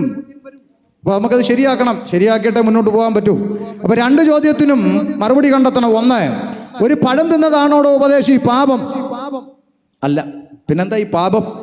ഒന്ന് ശ്രദ്ധിച്ചേ. 2 കുടുംബക്കാർ തമ്മിൽ അതിര് തർക്കം ഉണ്ടാകുന്നു, 2 വീട്ടുകാർ തമ്മിൽ അടിയാകുന്നു. അതിര് തർക്കം, വസ്തു തർക്കം. നാട്ടുകാർ പോലീസിനെ വിളിച്ചു, പോലീസ് വന്നു, കേൾക്കുന്നില്ല. റവന്യൂ വിളിച്ചു, റവന്യൂ വന്നു, കേൾക്കുന്നില്ല. ഇവർ തമ്മിൽ അടി മൂത്ത് നിൽക്കുന്നു. എന്നാൽ പിന്നെ ഇവിടെ കിടന്ന് അടിക്കണ്ട, കോടതി കേസ് എടുക്കട്ടെ. കോടതി വിധി വരുന്നവരെ തമ്മിൽ അടിക്കരുത്. ഓക്കെ നിങ്ങളൊക്കെ ഓക്കെ. 2 കൂട്ടരും ഓക്കെ. എന്നാട്ടെ മത്തായുടെ കടയിൽ നിന്ന് 2 രൂപയുടെ വള്ളിക്കയറ് മേടിച്ചുകൊണ്ട് വരാൻ പറഞ്ഞു. 2 രൂപയുടെ ഏഴക്കയറ് മേടിച്ച് കുറ്റി അടിച്ച് അളന്ന് തിരിച്ച് വലിച്ചു കെട്ടി. ഇനി കോടതി വിധി വരുന്നവരെ ഇവിടെ തമ്മിൽ അടിക്കരുന്നൊരു നിയമം വെച്ചു. പോലീസും പോയി, റവന്യൂയും പോയി. 5 മിനിറ്റ് കഴിഞ്ഞപ്പോൾ ഇതിലൊരു വീട്ടിലൊരു ചെറുക്കനുണ്ട്, തല തെറിച്ചവൻ. അവനൊരു പിച്ചാത്തി എടുത്തുകൊണ്ട് ഇറങ്ങി നേരെ ഗ്രൗണ്ടിലോട്ട്. അവന്മാരുടെ ഒരു കയറ് കെട്ടി വെച്ചേക്കുന്ന കയറ് മുറിച്ചം കളഞ്ഞു. ഇതറിഞ്ഞ പോലീസ് വണ്ടി തിരിച്ചു വരുന്നു. ആരുടെ കയറ് മുറിച്ച്? ഉണ്ടല്ലോ അവനാ സാറേ, ഇങ്ങോട്ട് പാടാന്ന് പറഞ്ഞ് പിടിച്ചു. ചെവിക്കലിനൊട്ടൊരു അടിയും കൊടുത്തു. കേരള ജീപ്പിലെന്ന് പറഞ്ഞെടുത്ത് അങ്ങോട്ട് ഇട്ടു. ഇത് കണ്ടുകൊണ്ടേ മുറുക്കിക്കൊണ്ടൊരു അമ്മച്ചി അവിടെ തിണ്ണയിലിരിപ്പുണ്ട്. ശ്രദ്ധിച്ചേ, അമ്മച്ചി പറഞ്ഞൊരു ഡയലോഗ്, അയ്യോ എന്തരടിയാ കൊച്ചിനായിട്ട് അടിക്കുന്നേ? 2 രൂപയുടെ കയറ് മുറിച്ചതിന് ഇങ്ങനെ ഇട്ട് അടിക്കണോ? അപ്പം നിങ്ങൾക്ക് എന്ത് മനസ്സിലായി? അമ്മച്ചിക്ക് എന്ത് മനസ്സിലായി? 2 രൂപയുടെ കയറ് മുറിച്ചതിന് തല്ലുന്ന എന്തിന്? വേണ്ട, മത്താടെ കട തൂങ്ങിക്കിടക്കുന്ന ഇഷ്ടം പോലെ കയറ്. ഞാൻ വേണേ 10 രൂപ തരാം. 5 വള്ളി കയറ് മേടിച്ച് കെട്ടി വെച്ചാൽ കൊച്ചിനെ അങ്ങ് വിട്ടേരെ. ഒരു വണ്ടി കയറ് പകരം കൊടുത്താൽ കൊച്ചിനെ വിടുവോ? ഇല്ല. കാരണം 2 രൂപയുടെ കയറ് മുറിച്ചതല്ലടോ അവിടുത്തെ വിഷയം. നിയമലംഘനം നടന്നു എന്നുള്ളതാണ് അവിടുത്തെ വിഷയം. ഇനി ഭരണഘടന എഴുതിയിരിക്കുന്ന നടപടിക്രമം അനുസരിച്ച് ജാമ്യമെടുത്ത് പുറത്തു വരാമെന്നുള്ളതാണ് ഈ ലോകത്തിന്റെ നിയമമെങ്കിൽ, ആകാശം മാറിയാലും ഭൂമി ഒഴിഞ്ഞു പോയാലും വള്ളി മാറ്റം വരാത്ത സ്വർഗത്തിലെ നിയമം, പാപത്തിന്റെ ശമ്പളം മരണം. പാപം ചെയ്ത ദേഹി മരിക്കണം. മരണമെന്ന പ്രോസസ്സിലൂടെ സകല മനുഷ്യരും കടന്നു പോകണം. അല്ലാതെ കേവലം ഒരു പഴം തിന്നതല്ലടോ പാപം, നിയമലംഘനം. ഇനി അതുകൊണ്ട് ഒരു തെറ്റും ചെയ്യാത്ത ബാക്കിയുള്ള മനുഷ്യരൊക്കെ പാപിയാകുന്നത് എങ്ങനെ? ഒരു ചോദ്യം. ഈ എയ്ഡ്സ് എന്ന് പറയുന്ന ഒരു മാരക രോഗം നാട്ടിലുണ്ട്, HIV. ഈ എയ്ഡ്സ് രോഗിയായ അപ്പനും അമ്മയ്ക്കും ജനിക്കുന്ന കുഞ്ഞാരാ? എയ്ഡ്സ് രോഗി. ഈ ചോരക്കുഞ്ഞ് ചെയ്ത തെറ്റെന്താ? ഈ ചോരക്കുഞ്ഞ് വ്യഭിചാരം ചെയ്തുവോ? ഇല്ല. ബ്ലഡ് സ്വീകരിച്ചോ? ഇല്ല. പിന്നെ ബ്ലേഡ് മാറിയെടുത്ത് ഷേവ് ചെയ്തോ ചോരക്കുഞ്ഞ്? ഇല്ല. പിന്നെ എങ്ങനെ ഈ കുഞ്ഞ് രോഗിയായെന്നൊന്ന് പറ. ആരാ തെറ്റ് ചെയ്തേ? അപ്പനും അമ്മയും വഴിവിട്ടു ജീവിച്ചതിന്റെ ഫലം ഒരു തെറ്റും ചെയ്യാത്തൊരു കുഞ്ഞ് ഒരു ജന്മം മുഴുവൻ അനുഭവിക്കുന്നത്. ഇവിടുത്തെ സയൻസിന് എതിർപ്പില്ലല്ലോ, ഇവിടുത്തെ ഡിഗ്രിക്ക് എതിർപ്പില്ലല്ലോ. കാരണം അതിന് അവർക്കൊരു ഉത്തരം പറയാനുണ്ട്. അത് രക്തത്തിലൂടെ വന്നതല്ലേ പാസ്റ്ററെ എന്ന്. ആണല്ലോ. അങ്ങനെയെങ്കിൽ തിരുവചനത്തിനൊരു ഉത്തരം പറയാനുണ്ട്. ആദാമ്യ പാപം എങ്ങനെ സകല മനുഷ്യരിലേക്കും വരുമെന്നും ഇനി വന്നാൽ തന്നെ അത് നിങ്ങൾ ക്രിസ്ത്യാനികളങ്ങായാൽ പോരെ, ഞങ്ങൾ ഹിന്ദുക്കളെ മുസ്ലിങ്ങളെയും കൂടെ ചേർത്ത് പാപി എന്ന് വിളിക്കുന്നത് എന്തിനു എന്ന ചോദ്യത്തിന് വിശുദ്ധ വേദപുസ്തകം മറുപടി പറയുന്നു. വായിക്കാം. അപ്പോസ്തല പ്രവൃത്തി 17:26 ഒന്ന് വായിച്ചേ. 17:26.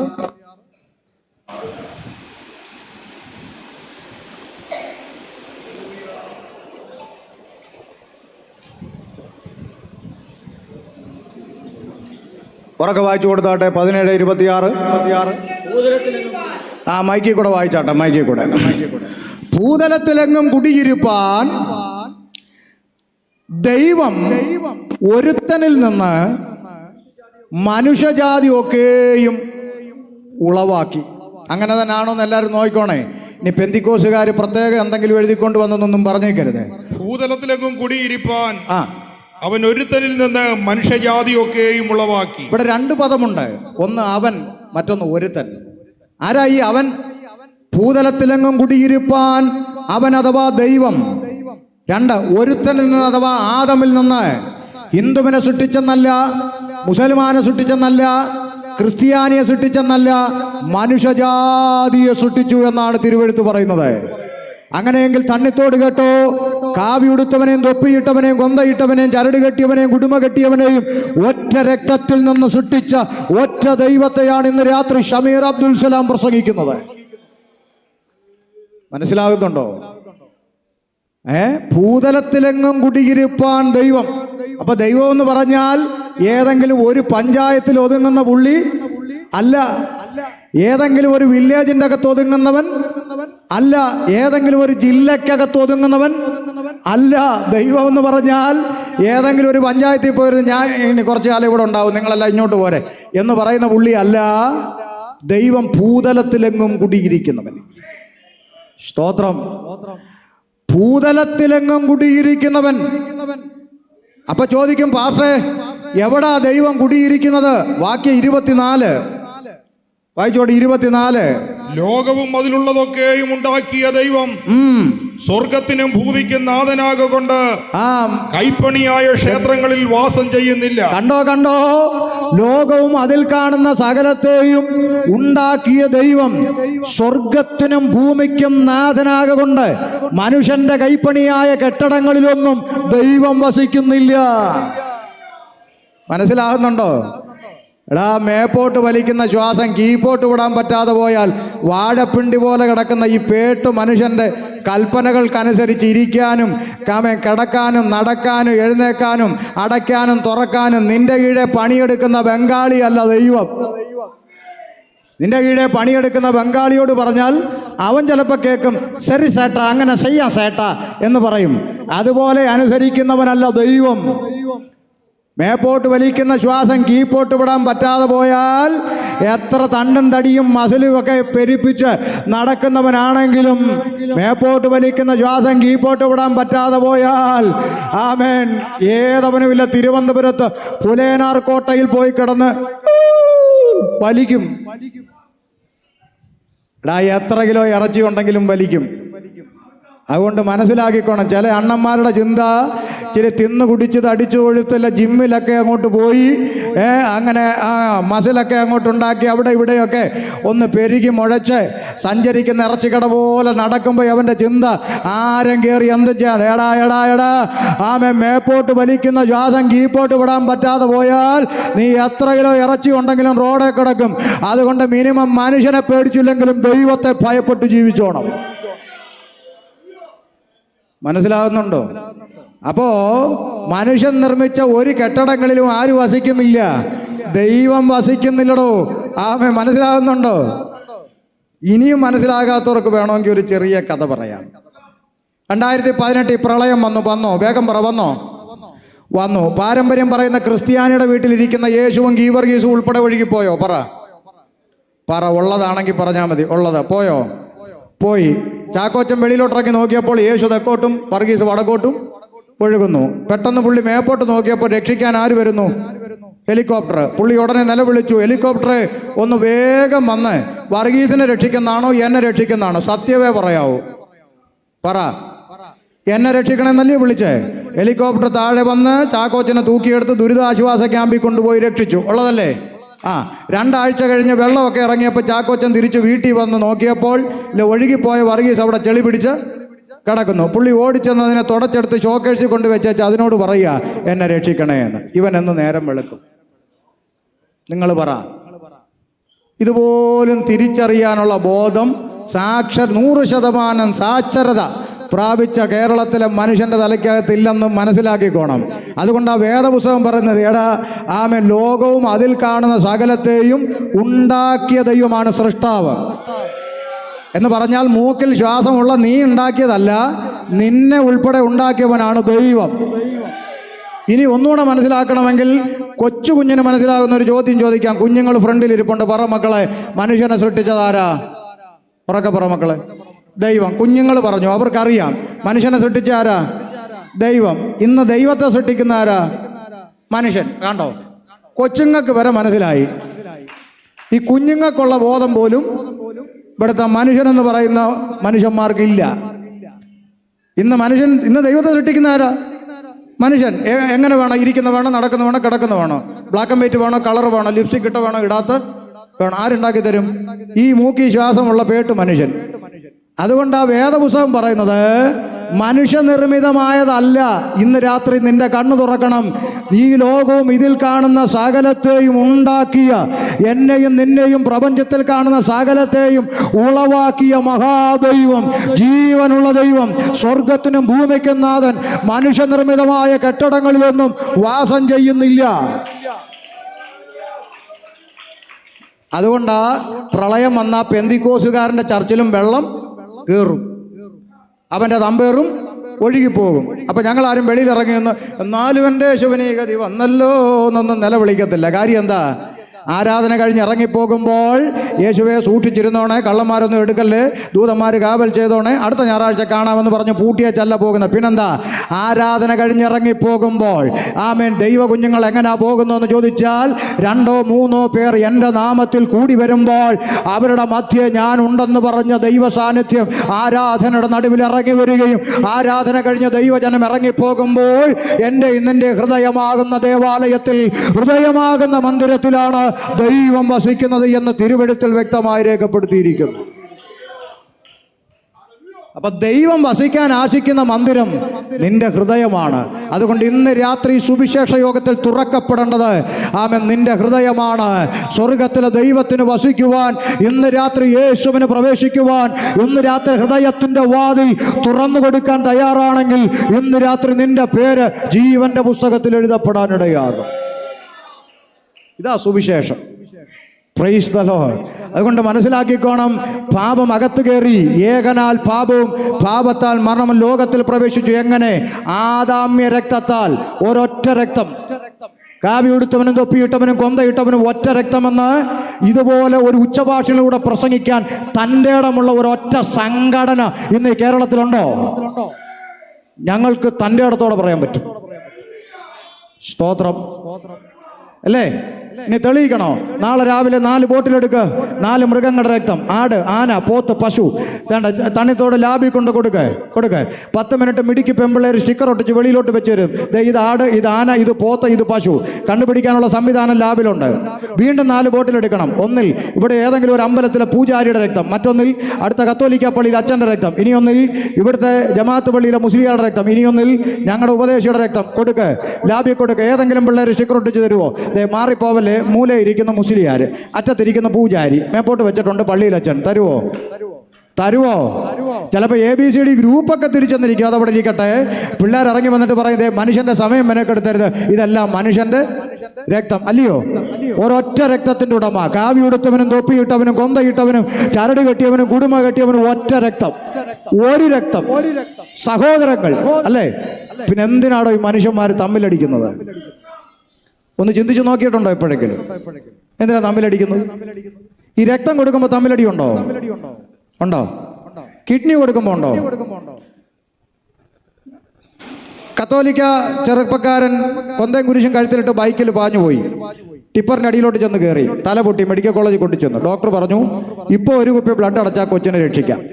ക്രിസ്ത്യാനി ചെക്കൻ്റെ ക്രിസ്ത്യാനി അമ്മ ക്രിസ്ത്യാനി ദൈവത്തോട് കരഞ്ഞു, എൻ്റെ പൊന്ന് കർത്താവേ, എൻ്റെ കുഞ്ഞിന് ആര് ബ്ലഡ് കൊടുക്കുമെന്ന്. അടുത്ത ബെഡിൽ അമ്മയ്ക്ക് കൂട്ടിരിക്കാൻ വന്ന കാവി ഉടുത്ത RSSകാരൻ പറഞ്ഞു, അമ്മ കരയണ്ട അമ്മേ, ഞാൻ തരാം ബ്ലഡ്. വേണ്ട വേണ്ട വേണ്ട വേണ്ട, നീ BJP അല്ലേ, നിന്ന് വരെ ഒരു അമ്മ പറഞ്ഞിട്ടുണ്ടോ? ഉണ്ടോ? ഇല്ല. അമ്പലത്തിലെ പൂജാരിയുടെ കിഡ്നി അടിച്ചു പോയി, മനോരമയെ പരസ്യം ചെയ്തു. കിഡ്നി ആവശ്യമുണ്ട്. പരസ്യം കണ്ടുവന്നത് ജമാഅത്ത് പള്ളിയിലെ മുസ്ലിയാർ. മുസ്ലിയാരുടെ കിഡ്നി എനിക്ക് വേണ്ടാന്ന് പൂജാരി പറയുമോ? പറ. അപ്പം ഇതൊന്നും ആർക്കും പ്രതിസന്ധി ഉണ്ടാകുമ്പോൾ വിഷയമില്ല. അതല്ലേ പ്രളയം വന്നപ്പോൾ എന്തൊരു സ്നേഹം. ജാതിയില്ല, മതമില്ല, ദുരിതാശ്വാസ ക്യാമ്പിൽ കിടക്കുന്നു. പിന്നെ മെത്ത വേണ്ട, കട്ടിൽ വേണ്ട, പിന്നെ ടാർപ്പ വിരിച്ചം കിടക്കുന്നു. പഴങ്കഞ്ഞിയെങ്കിൽ പഴങ്കഞ്ഞി, അച്ചാറെങ്കിൽ അച്ചാറ്, എല്ലാം കൂടെ തിന്നുന്നു. പിന്നെ ഭയങ്കര സന്തോഷം, സ്നേഹം. പിന്നെ വഞ്ചിക്കകത്ത് കയറാനായിട്ട് കൈപിടിച്ച് കയറ്റുന്നു, കുനിഞ്ഞു നിന്ന് മുതു കാണിച്ചു കൊടുക്കുന്നു. അങ്ങനെ എന്തൊരു ഇതൊക്കെ കാണുമ്പോൾ നമ്മൾ വിചാരിക്കും, ദൈവമേ എന്നും പ്രളയമായിരുന്നെങ്കിൽ നല്ല എന്തൊരു സ്നേഹമാണ്, ഇങ്ങനെ അങ്ങ് പോയേനെ. പ്രളയമെല്ലാം കഴിഞ്ഞ് കഴിയുമ്പോൾ എന്ത് ചെയ്യുക? പ്രളയത്തിന് മുമ്പ് അന്യർ അകത്ത് പ്രവേശിക്കരുത്, പട്ടിയുണ്ട്, സൂക്ഷിക്കുക. വെള്ളം അകത്തോട്ട് ഇരച്ചു കയറിയപ്പോൾ മക്കള് അന്യരെ വിളിച്ചിട്ട് പറയാ, പപ്പായും മമ്മിയും കുടുങ്ങി കിടക്കുന്നു, അന്യര് കയറി രക്ഷിക്കാൻ. അപ്പൊ അന്യര് കയറി അപ്പൊ പട്ടിയൊക്കെ ഒഴുകി പോയെന്ന്. അപ്പൊ അന്യര് കയറി, ഒന്നും സംഭവിച്ചില്ലല്ലോ, ഒരു കുഴപ്പവും സംഭവിച്ചില്ല. പപ്പായും മമ്മിയും രക്ഷിച്ചു. 3 മാസം കഴിഞ്ഞ് വെള്ളമൊക്കെ ഇറങ്ങി മക്കൾ നാട്ടിൽ വന്ന് മതിലിന് 2 കട്ടയും കൂടെ പൊക്കി കെട്ടി പുതിയ ബോർഡ് വെച്ചു, അന്യർ അകത്ത് പ്രവേശിക്കരുത്, പുതിയ പട്ടിയുണ്ട്, സൂക്ഷിക്കുക. ഇതാ അവന്റെ പേരാ മലയാളി. ഈ ജാതി മത വർണ്ണ വർഗം വിവേചനം വർഗീയം ഇതിൻ്റെയൊക്കെ നടുക്ക് ഈ പുസ്തകം ഉയർത്തിപ്പിടിച്ചുകൊണ്ട് സുവിശേഷകൻ അഭിമാനത്തോടെ പറയാൻ കഴിയും, കാവിയുടുത്തവനും തൊപ്പിയിട്ടവനും കൊന്തയിട്ടവനും എൻ്റെ കൂടപ്പുറപ്പാണ്, എൻ്റെ സഹോദരനാണ്, ഒരൊറ്റ രക്തത്തിൻ്റെ ഉടമയാണ്. എൻ്റെ പ്രിയപ്പെട്ടത് അണിത്തോടുകാരേ, അതുകൊണ്ടാണ് പല ആളുകളും ഞങ്ങളെ കളിയാക്കി പറയത്തില്ലേ, യവന്മാർക്കൊരു നാണവും മാനവും ഇല്ലാത്തവന്മാരുടെ. ആര്? ഈ പെന്തിക്കോസുകാർ തന്നെ. ഓ, യവന്മാരെ അടിച്ചാലും ഇടിച്ചാലും ചവിട്ടി തേച്ചാലും യവന്മാർ പിന്നെയും വലിഞ്ഞേറി വരുമെന്ന്, നാണം ഇല്ലെന്ന് പ്രാർത്ഥിക്കട്ടെ എന്ന് ചോദിച്ചു പിന്നെയും വരും. നാണം ഇല്ലാത്തവന്മാര്. സത്യമല്ലേ? സത്യമല്ലേ? അയ്യോ, ആ പറഞ്ഞത് സത്യമല്ലേ? എൻ്റെ പ്രിയപ്പെട്ടവരെ, നിങ്ങൾ എത്ര ചവിട്ടി തേച്ചാലും അടിച്ചാലും ഇടിച്ചാലും ആട്ടിപ്പായിച്ചാലും പിന്നെയും നാണമില്ലാതെ വലിഞ്ഞു കയറി വരുന്നതിന് ഒരൊറ്റ കാരണമേ ഉള്ളൂ, നീ എൻ്റെ കൂടപ്പിറപ്പാന്നുള്ള തിരിച്ചറിവ് ഈ പുസ്തകം തന്നു. നീ എൻ്റെ സഹോദരനാണെന്നുള്ള തിരിച്ചറിവ് ഈ പുസ്തകം തന്നു. എൻ്റെ സഹോദരൻ, എൻ്റെ കൂടപ്പിറപ്പ് കള്ളടിച്ച് കഞ്ചാവടിച്ച് റോഡേ കിടന്ന് നശിച്ചു പോകരുത്, അവൻ്റെ ആത്മാവ് നരകത്തിൽ ചെന്ന് വീഴരുത് എന്നുള്ള ദൈവസ്നേഹം ഹൃദയത്തിൻ്റെ അകത്ത് തുടിക്കുന്നത് കൊണ്ടാണ് നാണമില്ലാതെ പിന്നെയും പിന്നെയും പിന്നെയും പ്രാർത്ഥിക്കട്ടെ എന്ന് ചോദിച്ചു വീട്ടിൻ്റെ അകത്തോട്ട് വലിഞ്ഞു കയറി വരുന്നത്. മനസ്സിലായോ? അല്ലെങ്കിൽ നിങ്ങളൊന്ന് ചിന്തിച്ചു നോക്കുക, എന്നെ കേൾക്കുന്ന മാതാപിതാക്കളെ നിങ്ങളൊന്ന് ചിന്തിച്ചു നോക്കുക. നിങ്ങൾക്ക് പള്ളിക്കാരുണ്ടാകാം, ബന്ധുക്കാരുണ്ടാകാം, കുടുംബക്കാരുണ്ടാകാം, സ്നേഹിതരുണ്ടാകാം. ഇവരാരെങ്കിലും കൂടെ നിങ്ങളെ കാണുമ്പോൾ, എടി ഇന്നല്ലെങ്കിൽ നാളെ നീ മരിച്ചുപോയാൽ നിന്റെ ആത്മാവ് എവിടെ പോവുടി, നരകത്തിൽ പോകുന്നെങ്ങാണെന്ന് ചോദിച്ച് ഒരു വേദന ഇന്ന് വരെ പങ്കുവച്ചിട്ടുണ്ടോ? അതേ സ്ഥാനത്ത് നിങ്ങളൊരു പെന്തക്കോസുകാരനെ കണ്ടുപോയാൽ ഓട്ടനെ പറയാനുള്ള എന്തേ ഉള്ളൂ, യോ കർത്താവ് വരാറായി മാനസാന്തരപ്പെടുക. ഞാൻ ചോദിക്കട്ടെ, ഒരു ബന്ധവും നിങ്ങളുമായിട്ടില്ലാത്ത ഈ ആളുകൾക്ക് എന്തിനാണ് നിങ്ങളുടെ ആത്മാവ് നരകത്തിൽ പോയ ഇത്ര സങ്കടം? എടാ, സ്വന്തം ഇടവക പള്ളിയിലുള്ള വിശ്വാസികൾ ബിവറേജിന്റെ മുമ്പിൽ ക്യൂ നിൽക്കുന്ന കണ്ടാൽ പോലും പുരോഹിതൻ വിലക്കില്ല. വിലക്കിയ പള്ളിയിൽ ആള് കാണുകയില്ല. മനസ്സിലാവുന്നു നിങ്ങൾക്ക്? പക്ഷെ തിരുവഴുത്ത് പറയുന്നു മദ്യപാനി. അപ്പൊ യഥാർത്ഥത്തിൽ ഒരിറ്റ് സ്നേഹമെങ്കിലും അകത്തുള്ളവനാണെങ്കിൽ നിങ്ങൾ ചിന്തിച്ചു നോക്കേ. പക്ഷെ ഇന്ന് വരെ സംഭവിച്ചിട്ടില്ല. ക്രിസ്മസിനും കുപ്പി പൊട്ടിച്ച ആഘോഷിക്കുന്നത്. അപ്പൊ വാസ്തവത്തിൽ നിങ്ങളെ സ്നേഹിക്കുന്ന ആരാ? പറ. ഈ ചന്തയിൽ നിന്ന് നാണമില്ലാതെ സുവിശേഷം പ്രസംഗിക്കുന്ന ദൈവ കുഞ്ഞുങ്ങളാണ് മറ്റുള്ളവരെ സ്നേഹിക്കുന്നത്. മനസ്സിലാക്കിയിട്ടുണ്ടോ? ഞാൻ ചോദിക്കട്ടെ, ഇന്ന് തൻ്റെ അടുത്തോട് ചോദിക്കാം, രക്തബന്ധങ്ങൾ ഇന്ന് ഒരു രാത്രി ഉറക്കമൊഴിഞ്ഞ് ആശുപത്രി കൂട്ടിരിക്കാൻ വരാത്ത കാലമായിന്ന് അല്ലേ? രക്തബന്ധങ്ങൾ. ആ സ്ഥാനത്ത് ഞാൻ മറ്റാരെയും പറയട്ടെ, എൻ്റെ കാര്യം പറയാം. എൻ്റെ കൂടെ ഞാൻ 2 മാസം 1.5 മാസത്തോളം ആശുപത്രിയിലായിരുന്നു. എൻ്റെ ഭാര്യയും മക്കളും ആശുപത്രി തന്നെയായിരുന്നു. എൻ്റെ കൂടെ വരാൻ ബാപ്പാടെ കുടുംബക്കാരിൽ ഉമ്മാടെ കുടുംബക്കാരിൽ ആരുമില്ല. ഈ പുസ്തകം എടുത്തത് കൊണ്ട് ആരുമില്ല. പക്ഷേ എൻ്റെ ചർച്ചിലെ സഹോദരന്മാരാണ് ഏതാവശ്യത്തിന് ഓടി നിന്ന ചർച്ചിലെ സഹോദരങ്ങളാണ്. അവർക്കെന്താ വിഷയം? അത് മനസ്സിലാക്കുക.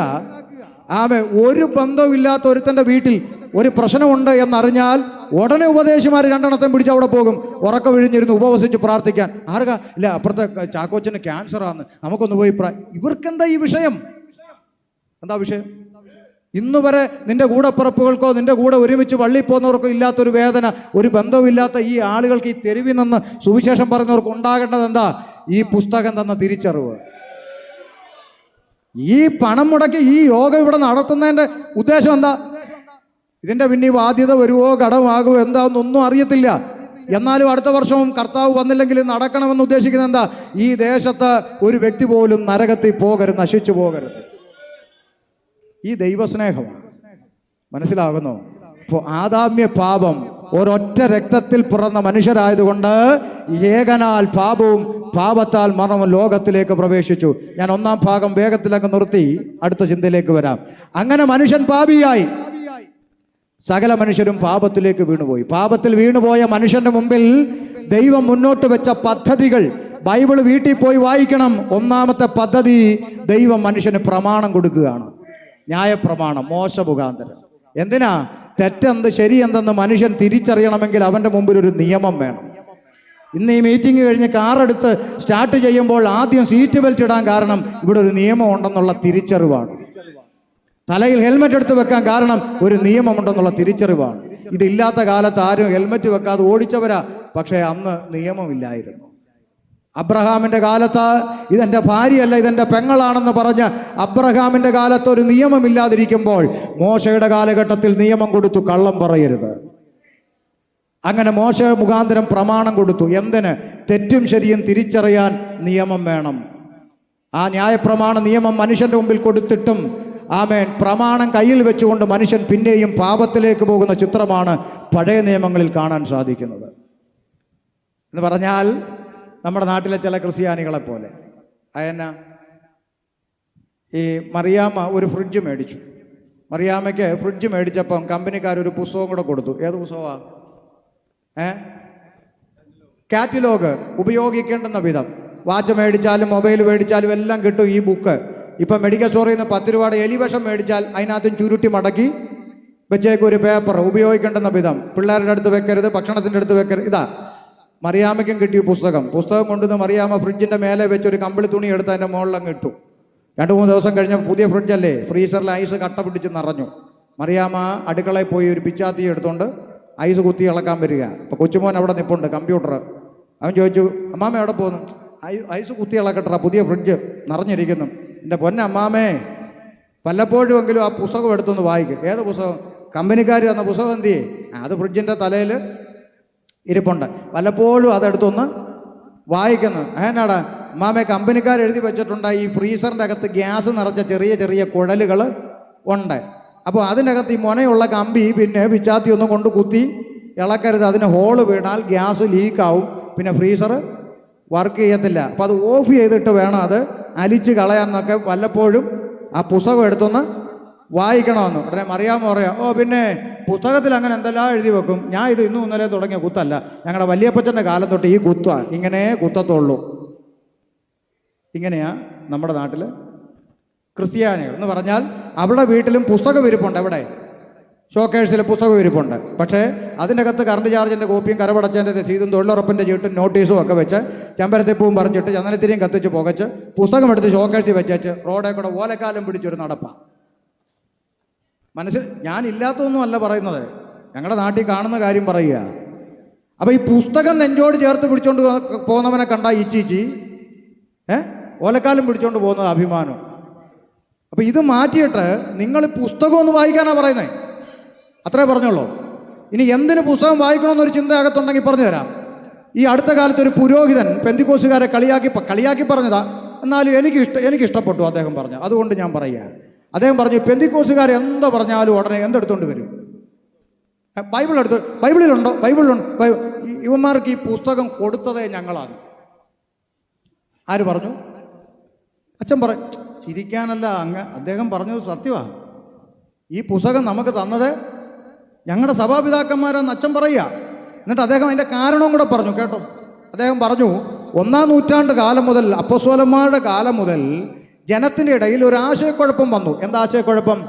ദൈവത്തിൻ്റെ അരുളപ്പാടിന് പുറമേ പരീശന്മാരുടെ കള്ള എഴുത്തുകളും ദുരുപദേശങ്ങളും മാനുഷിക ഉപദേശങ്ങളും എല്ലാം ഇതിൻ്റെ ഇടയിലോട്ട് കയറി 1-ാം നൂറ്റാണ്ട് കാലം. അപ്പോൾ സഭാപിതാക്കന്മാർ ഒന്നിച്ചുകൂടി സുനഹദോസ് വിളിച്ചു. ഒന്നിച്ചുകൂടി, ചരിത്രമാ ഉള്ളതാ. അങ്ങനെ ഒന്നിച്ചു കൂടിയിട്ട് അവർ പ്രാർത്ഥിച്ചു, പരിശുദ്ധാത്മാവിൽ ഈ മാനുഷിക ഉപദേശങ്ങളും ദുരുപദേശങ്ങളും കള്ള എഴുത്തുകളെല്ലാം എന്ത് ചെയ്യണം? തള്ളണം. എന്നിട്ട് ദൈവത്തിൻ്റെ അരുളപ്പാട് മാത്രം കൊള്ളണം. അങ്ങനെ അവർ സുനഹദോസ് കൂടി തള്ളേണ്ടതെല്ലാം തള്ളി, കൊള്ളേണ്ടതെല്ലാം കൊണ്ടു. അങ്ങനെ എഴുതി അവർ തിരഞ്ഞെടുത്ത് പ്രാർത്ഥിച്ച് തള്ളിക്കളയേണ്ടതെല്ലാം മാറ്റി കൊള്ളേണ്ടത് മാത്രം കൈക്കൊണ്ട് ഇങ്ങോട്ട് തന്ന പുസ്തകമാണ് ഇന്ന് പെന്തിക്കോസുകാർ ഈ കൊണ്ട് നടക്കുന്നതെന്ന്. അല്ലേ? സത്യമല്ലേ? ആന്ന്. പക്ഷെ അതിൻ്റെ കൂടെ ഞാൻ ഒരു വരിയും കൂടെ പറയാം. അങ്ങനാണെങ്കിൽ ആ അച്ഛൻ പറഞ്ഞതിൽ ഒരു കാര്യം സത്യമാണ്. ഇന്ന് ഈ പുസ്തകത്തിൽ തള്ളേണ്ടതൊന്നും ഇല്ല. തള്ളേണ്ടതൊക്കെ അവിടെ പിതാക്കന്മാർ അന്നേ തള്ളി. ഇന്ന് ഇതിൻ്റെ അകത്ത് ദൈവത്തിൻ്റെ അരുളപ്പാട് മാത്രമേ ഉള്ളൂ. അതുകൊണ്ടാണ് ഞങ്ങൾ എന്ത് പറഞ്ഞാലും ഇതെടുത്ത് നോക്കാൻ പറയുന്നത്. അതുകൊണ്ടാണ് പറയുന്നത്. ഇതിൻ്റെ അകത്ത് ദൈവത്തിൻ്റെ അരുളപ്പാടുകളാണുള്ളത്, ദൈവത്തിൻ്റെ ആലോചനകളാണുള്ളത്. അതുകൊണ്ടാണ് എന്ത് പഠിപ്പിച്ചാലും ഈ പുസ്തകത്തിലുണ്ടോ എന്ന് നോക്കാൻ പറയുന്നത്. അതിൻ്റെ കൂടെ എനിക്കൊരു അതിശയം കൂടെ അത് കേട്ടപ്പോൾ തൊട്ട് വന്നിട്ടുണ്ട്. അന്ന് സഭാപിതാക്കന്മാർ തള്ളേണ്ടതല്ല എന്ത് ചെയ്തു? തള്ളി. ദൈവത്തിൻ്റെ അരുളപ്പാട് മാത്രം എന്ത് ചെയ്തു? സ്വീകരിച്ചു. പക്ഷെ ഇന്ന് പള്ളിയിൽ നടക്കുന്ന പല പൂജകളും വഴിപാടുകളൊന്നും ഈ പുസ്തകത്തിൽ എന്തുകൊണ്ട് വരാതെ പോയി? അവരത് തള്ളി.